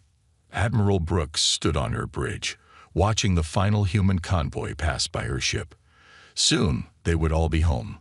Soon, the real work would begin. She thought about the alien faces she had seen over the years, some friendly, others hostile, most simply indifferent. They had all made the same mistake. They thought humanity needed them more than they needed humanity. They were about to learn how wrong they were. The Grand Chamber of the Galactic Council had never seen such chaos. 3 weeks had passed since the human withdrawal, and the effects rippled through every sector of alien civilization like a tsunami of problems. Chancellor Zexkoth paced behind his crystalline throne, his 3 eyes darting between the dozens of holodisplays showing crisis reports from across the galaxy. Trade routes that had operated smoothly for decades now faced massive delays. Human merchant ships had carried goods between systems that other species found unprofitable. Without them, entire colonies struggled to get basic supplies. "This is impossible," roared General Kithrix, his scaled fist slamming into the council table. "They cannot simply vanish from our space. We rule this galaxy, not them." The elderly Etherian sage floated in his containment suit, his ancient voice carrying across the chamber. "Perhaps that was our mistake, General. Perhaps we never rule them at all." A Zenthari delegate clicked his mandibles nervously. "The humans have cut all communications. We've sent dozens of messages to Earth space. Nothing. Complete radio silence. What about the joint medical research on Antares IV?" asked a Aquitarian representative, her gills fluttering with anxiety. "The plague affecting our outer colonies was nearly cured. The human scientists took all their equipment and data." Dr. Thymon's containment suit glowed dimmer than usual, a sign of his distress. "Our research into quantum drives has stopped completely. The humans provided 60% of our understanding in that field. Without them." "Without them, what?" Chancellor Zexkoth demanded. "Without them, we are decades behind schedule. Maybe centuries." More reports flooded in. The mining station at Regil Sector had shut down because human engineers designed its power systems. Repairs would take months without human technical support. 3 major shipping lanes had become dangerous because human patrol ships no longer protected merchant vessels from pirates. A young Vorthan aide rushed into the chamber, his uniform wrinkled from running. "Chancellor, urgent news from the frontier. The Draconian fleet attempted to enter human space 2 days ago." General Kithrix straightened in his chair. "Good. It's time we reminded these humans who has the real power here." "Sir," they were turned back. The chamber fell silent. The Draconian military was considered the strongest in the galaxy after humanity's. If they couldn't enter human space, what did that mean? "Define turned back," the general said slowly. "Our ships detected massive defensive installations along the human border. Technologies our sensors couldn't identify. Admiral Vorthik reported that human ships appeared within minutes of our arrival. They gave our forces 10 minutes to leave before they would open fire." And Admiral Vorthik's response? The aide swallowed hard. "He withdrew, sir. He said the human ships were unlike anything he had ever seen." Panic began to spread through the chamber. Council members spoke in hurried whispers in dozens of languages. The humans had always been known for their scientific and engineering capabilities, but this suggested something far beyond what anyone had imagined. "How many human ships?" asked a Regelian delegate. "Unknown, sir. They seemed to appear from nowhere and disappeared just as quickly." Chancellor Zexkoth's eye stalks twisted with anger. "This is unacceptable. The humans must be brought back into the council, by force if necessary." Dr. Thymon's ancient voice cut through the growing chaos. "Chancellor, perhaps we should consider that our approach was flawed from the beginning." "What do you mean, Old One?" "We treated them as a minor power to be controlled. We demanded they give up their military, their independence, their dignity. And now we discover we may have lost our greatest ally." "Ally?"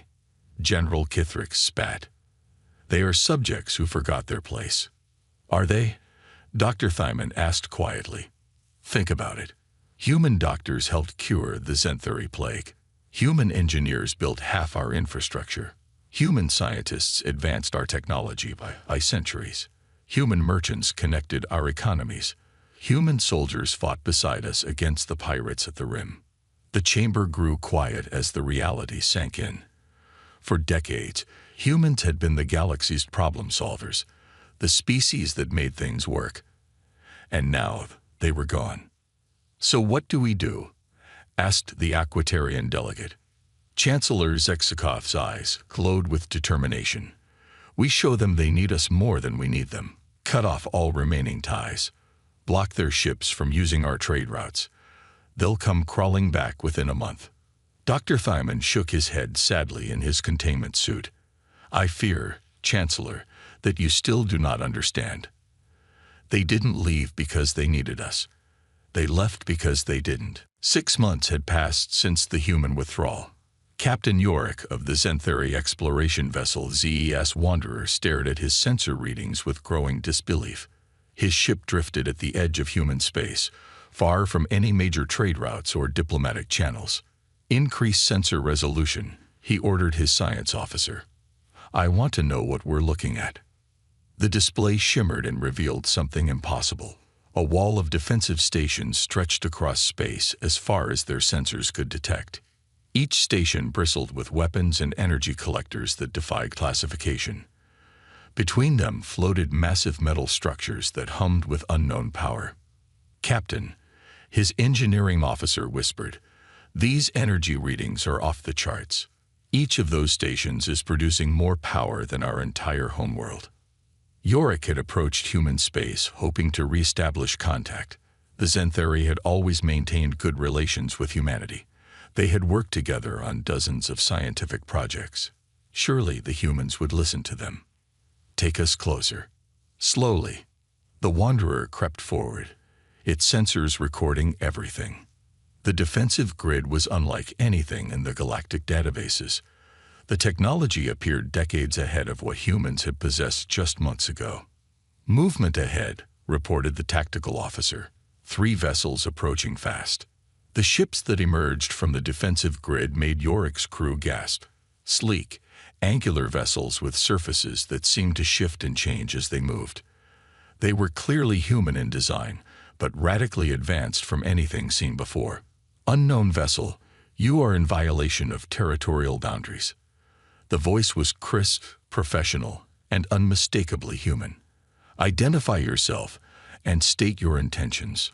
Captain Yorick activated communications. "This is Captain Yorick of the Zentheri Exploration Service. We come seeking dialogue with Earth Alliance leadership." There was a pause. Then a different voice came through, older and harder. "Captain Yorick, this is Commander Jake Sullivan of the EA's Predator. You are ordered to withdraw immediately." "Commander, please understand. We were allies once, partners in exploration and science. Surely we can talk." "The time for talk ended when you stood by and watched the Council humiliate us. You have 30 seconds to alter course away from our border." Yorick felt his hopes crumbling. "Commander, my people had no part in those negotiations. We disagreed with the Council's terms." "Your disagreement was noted. Your silence was louder." 20 seconds. The Zentheri captain looked at his crew. Fear showed in their compound eyes. The human ships had moved into attack formation with precision that spoke of extensive training and advanced coordination systems. "We are withdrawing," Yorick announced. "But Commander, the galaxy needs human expertise." "Surely. The galaxy should have thought of that before it tried to cage us." 10 seconds. As the Wanderer turned away, its sensors detected movement throughout human space. Massive construction projects dotted every system. Industrial complexes larger than any in alien space worked without pause. Mining operations pulled resources from asteroids at impossible speeds. "Captain," the science officer said quietly, "those aren't just defensive stations. They're building something. Multiple somethings. The resource consumption alone suggests projects on a scale we've never seen." Commander Sullivan's voice came through one last time. "Captain Yorick, deliver this message to your leaders. Humanity has withdrawn from galactic affairs. We will defend our borders. We will protect our people. We will not be provoked, controlled, or manipulated ever again." The transmission ended. The human ships vanished back into their defensive grid as quickly as they had appeared. The Wanderer limped back toward Xanthari space, carrying news that would shake the foundations of the Galactic Council. Hours later, Yorick stood before the Xanthari High Command, his report causing chaos in their crystalline chambers. "They've changed," he concluded. "Fundamentally changed. The humans we knew, who worked with us, who laughed with us over shared meals in our laboratories. They're still there, but something else is there too. Something harder. Something that won't be pushed around anymore." The High Commander's antennae twitched nervously, and their technology. "Beyond our understanding. Whatever they've been doing in isolation, they've made advances that should have taken decades, maybe centuries. And their intentions." Yorick thought of Commander Sullivan's cold voice, of weapons that powered up with deadly precision. Survival, independence, and a very clear message that they don't need us anymore. In the weeks that followed, other alien expeditions attempted to probe human space. All were turned back with the same cold efficiency. The message was clear. Humanity had drawn a line in space, and they would enforce it. 1 year after humanity's withdrawal, the galaxy faced its darkest hour.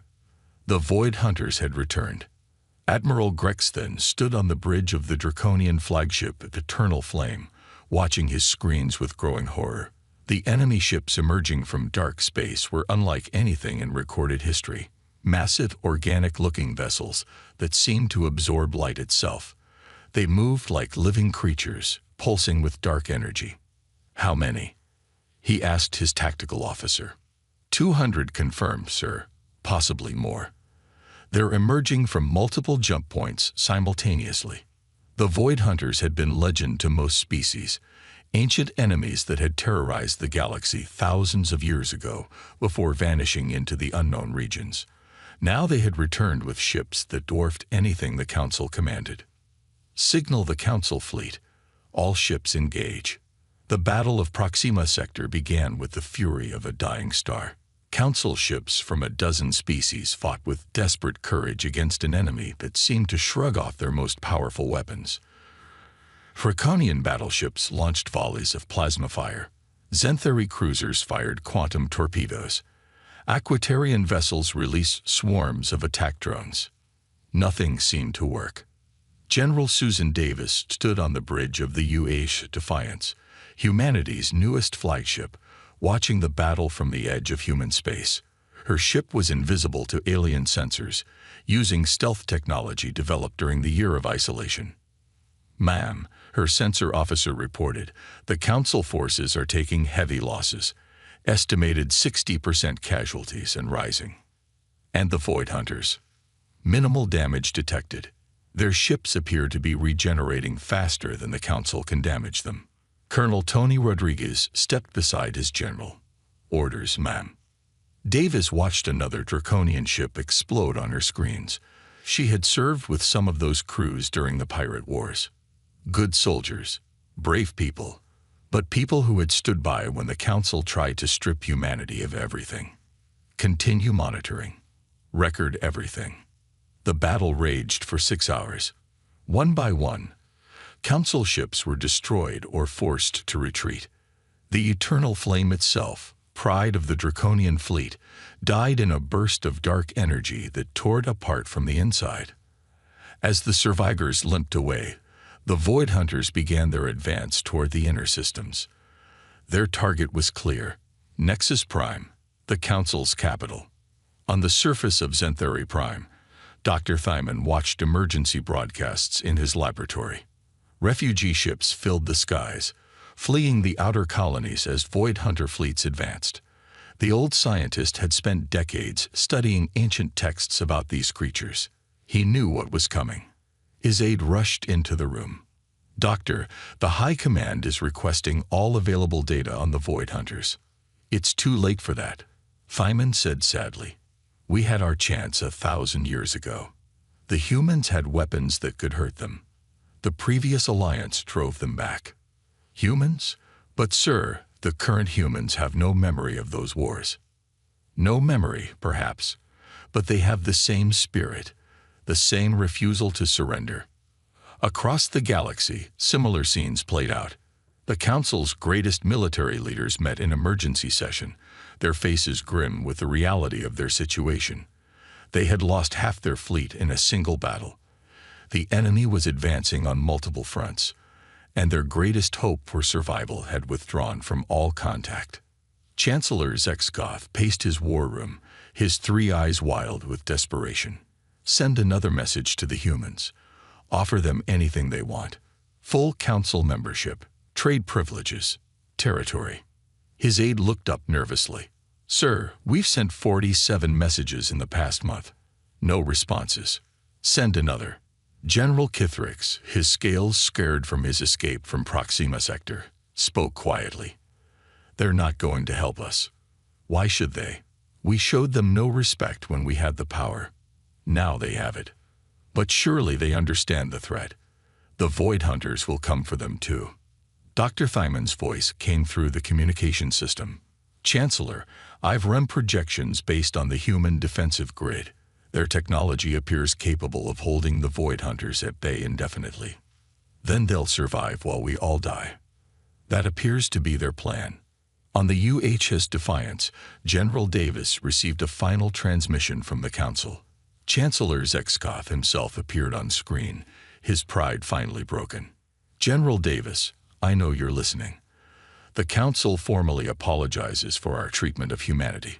We offer complete surrender of authority, full human leadership of the galaxy. Please, millions of lives hang in the balance. Davis studied the alien leader's face.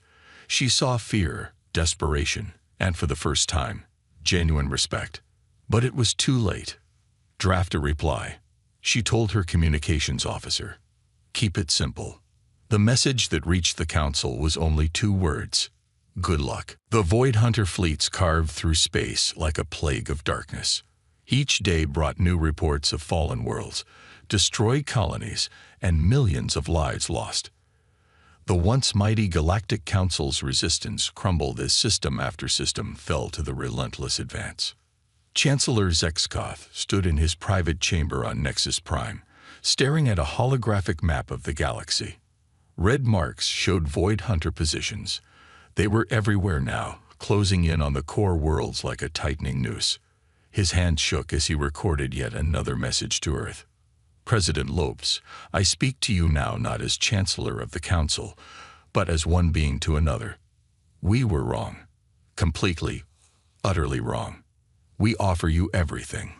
Full membership in the Council with veto power over all decisions, autonomous human territories, military command of all Council forces. Name your price, please. On Earth, President Maria Lopez received the transmission in her office overlooking the rebuilt skyline of Neo-Washington. The city gleamed with new architecture that blended human engineering with technologies developed during the year of isolation. Beside her, General Henry Clark reviewed reports from the front lines. It's the 20th message this week, Lopez said, her voice tired. Each one more desperate than the last. Clark nodded grimly. Our scouts report the Void Hunters are 3 systems away from Nexus Prime. The Council's last fleet was destroyed at Rydal yesterday. Any word from Admiral Barnes about the border situation? The Void Hunters sent a probe fleet toward our territory. Our automated defenses destroyed them before they got within a light year of our ships. They haven't tried again. Lopes turned back to the window. The weight of decision pressed on her shoulders. She had been a senator during the negotiations, had watched the Council's arrogance firsthand. Part of her felt satisfaction seeing them humbled. But millions of innocent beings were dying. What's our capability against the Void Hunters? Clark pulled up tactical displays. Our new ships are specifically designed to counter their technology. Project Prometheus weapons can disrupt their regeneration. Our shield matrices can deflect their energy drain attacks. We could turn the tide. But it would cost us. We'd have to commit our entire fleet, risk everything we've built in the past year. And for what? So the Council can go back to treating us like junior partners. President Lopes walked to her desk and picked up a framed photo. It showed her son in his military uniform, one of the thousands of human soldiers who had died defending alien worlds during the Pirate Wars. The Council had barely acknowledged their sacrifice. "General, what does Admiral Brooks think?" "She believes we should let them fall. Says the galaxy needs to learn that actions have consequences." Half a galaxy away, on the bridge of the UH Defiance, General Davis watched through long-range sensors as Void Hunter ships surrounded another world. The planet's last defensive satellites fired futilely at the massive organic vessels before being consumed by dark energy. "Ma'am," Colonel Rodriguez said quietly, long-range communications from the Council. "They're broadcasting on all frequencies." "Let me hear it." Dr. Thymon's ancient voice filled the bridge. The old Etherian had always been kind to humans, had opposed the Council's harsh terms. "People of the galaxy, this may be my final transmission. The Void Hunters approach our last strongholds. To any who can hear this, we failed you. We failed ourselves. We were too proud, too certain of our own importance. If you survive what's coming, learn from our mistakes. Unity requires respect, not domination." Davis closed her eyes. She remembered Dr. Thymon's kindness during cultural exchange programs, his genuine curiosity about human philosophy and art. He didn't deserve this fate. "General," Rodriguez asked, "your orders?" She opened her eyes and looked at her bridge crew. Young faces, determined faces, the children of the generation that had been humiliated by the Council. They looked to her for guidance. "Maintain radio silence. Continue monitoring." Back on Earth, President Lopes made her decision. She activated her communication system and addressed the planet. "Citizens of Earth, the Galactic Council faces extinction at the hands of an ancient enemy. They have begged for our help, offering us everything they once refused to grant. Some will say we should help because it's the right thing to do. Others will say we should let them fall as payment for their arrogance.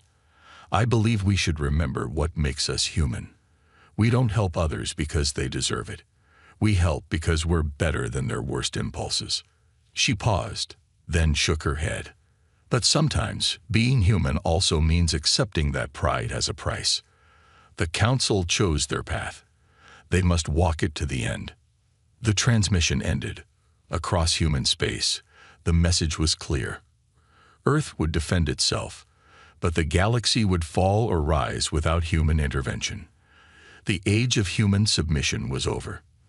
The age of human isolation had begun. The final battle for Nexus Prime began at dawn. Void Hunter ships blotted out the stars, their massive forms moving like dark clouds across space. On the surface of the capital world, alien civilians looked up at the burning sky and knew their time had come. Admiral Grexthen commanded the last Council fleet from his damaged cruiser. Only 40 ships remained from the thousands that had once patrolled galactic space. His crew worked desperately to repair weapon systems while the enemy surrounded them. "All ships, this is Admiral Grexthen. We make our stand here. For our worlds, for our families, for our future. Fight well." The Draconian ships charged forward, their weapons blazing against the darkness. The Zenthari cruisers followed, firing every torpedo they had. Even the peaceful Aquatarian vessels joined the hopeless assault, their crews knowing they would not see another dawn. The Void Hunters responded with terrible efficiency. Dark energy beams lanced through space, cutting through armor like paper. One by one, the Council ships died. The Zenthari flagship Exploration exploded in a burst of blue flame. The Aquarian vessel Golden Current was swallowed whole by a Void Hunter mouth ship. On the surface, Chancellor Zexkoth stood in the Council bunker with the remnants of galactic leadership. Through reinforced windows, they'd watched their world burn. Void Hunter ground forces had landed, spreading across continents like a disease. "Estimated time until the bunker falls?" he asked his aide. 6 hours, sir, maybe less." Dr. Thymon floated in his containment suit beside them, his ancient eyes sad but peaceful. "I had hoped to see the stars united again in my lifetime. Perhaps someone somewhere will rebuild what we destroyed through our arrogance." In space, Captain Greg Parker of the UHS Vengeance watched the battle through high-powered scopes. His ship remained hidden beyond the system's edge, its advanced stealth keeping it invisible to both Council and Void Hunter sensors. His communications officer looked up hopefully. "Sir, we're receiving emergency broadcasts from the surface. Civilian populations requesting immediate evacuation." Parker had served in the border wars, had fought alongside many of the species now dying before his eyes. He remembered sharing meals with Xanthari engineers, discussing art with Etherian philosophers, trading jokes with Draconian pilots. "Sir," the officer asked again. Captain Parker closed his eyes for a moment, then shook his head. "Maintain radio silence. These are not our people anymore." The last Council ship died 2 hours later. Admiral Grexton's cruiser held out the longest, its crew fighting room by room as Void Hunter boarding parties cut through the hull. The Admiral's final transmission was simple: remember us as we were, not as we became. On Nexus Prime's surface, the civilian population fled through underground tunnels as Void Hunter creatures stalked the streets. The beautiful crystal spires that had stood for millennia crumbled under dark energy weapons. Libraries containing the knowledge of a dozen civilizations burned. In the Council bunker, power failed. Emergency lighting cast eerie shadows on alien faces as they prepared for the end. Chancellor Zexgoth recorded one last message. "To whoever finds this record, know that the Galactic Council fell not to external enemies, but to our own pride. We had allies who could have saved us. We had friends who trusted us. We threw it all away because we couldn't see past our own importance. Learn from our mistake. Respect is earned, not taken." The bunker doors exploded inward. Dark shapes poured through the breach, their forms shifting and writhing with malevolent energy. Screams echoed through the halls as the last leaders of galactic civilization fell. Captain Parker turned away from his screens as Nexus Prime's final city fell. His sensor officer reported what they all knew. No life signs remained on the surface. The galactic capital was dead. "Set course for home," Parker ordered. "Inform Earth Command that the Council is finished." As the Vengeance jumped into hyperspace, it left behind a graveyard of worlds. The great galactic council that had ruled space for centuries was gone. The pride that had driven them to humiliate humanity had led to their extinction. In human space, Admiral Barnes received the report with grim satisfaction. The galaxy was quiet now. Empty. Safe. But emptiness, he reflected, was better than subjugation. The Council had chosen pride over wisdom, control over cooperation. Now they were gone, and the galaxy belonged to those who had been strong enough to stand alone. 1 year after the fall of Nexus Prime, the galaxy looked very different. Where once the Galactic Council had ruled with iron authority, now silence reigned over dead worlds and empty space stations. The Void Hunters had vanished as mysteriously as they had arrived, leaving behind only ruins and memories. President Maria Lopes stood on the steps of the Global Assembly building in Neo-Washington, addressing not just Earth but the entire human colonial network. Behind her, Admiral Helen Brooks and General Henry Clark represented the military might that had kept humanity safe during the darkest times. "My fellow humans," President Lopes began, her voice carrying across space through quantum communications, "we stand today as the inheritors of a galaxy we did not seek to rule. We are no longer the junior partners asking for scraps at the council table. We are the only major civilization left." In the crowd, humans from every world and station listened. Some had been born on distant colonies, others in the orbital habitats that now dotted human space. All shared the knowledge that their people had survived through strength and isolation, while others had perished through arrogance. "We did not choose this path out of cruelty," the president continued. "We chose it out of necessity. The council taught us a hard lesson. Respect cannot be negotiated. It must be earned and freely given." Admiral Barnes watched the speech from the bridge of the UH Constitution, now flagship of humanity's expanded fleet. Through the viewports, he could see the massive construction yards orbiting Mars, where new ships were built daily. Human technology had advanced beyond anything the old galaxy had imagined. The survivors of various alien species had not been idle. Small groups formed new alliances, careful to treat each other as equals rather than subjects. The Zentheri Science Collective, the Draconian Trade Federation, and the Etherian Philosophical Union were among the new powers that emerged from the ashes. Captain Jake Sullivan, now Admiral Sullivan, commanded the border patrols that protected human space. His ships regularly detected alien vessels at the edge of their territory, always maintaining respectful distances. The new civilizations had learned to be cautious around humanity. "We extend our hand in friendship to those who survive," President Lopes announced. "But that hand will never again be forced open in submission. We trade as equals or not at all. We negotiate as partners or not at all. We stand together in mutual respect or we stand apart." Dr. Lisa Morgan, now Secretary of Galactic Affairs, had spent months establishing contact with survivor groups. The conversations were different now. Where once aliens had demanded and humans had pleaded, now both sides spoke carefully, measuring each word.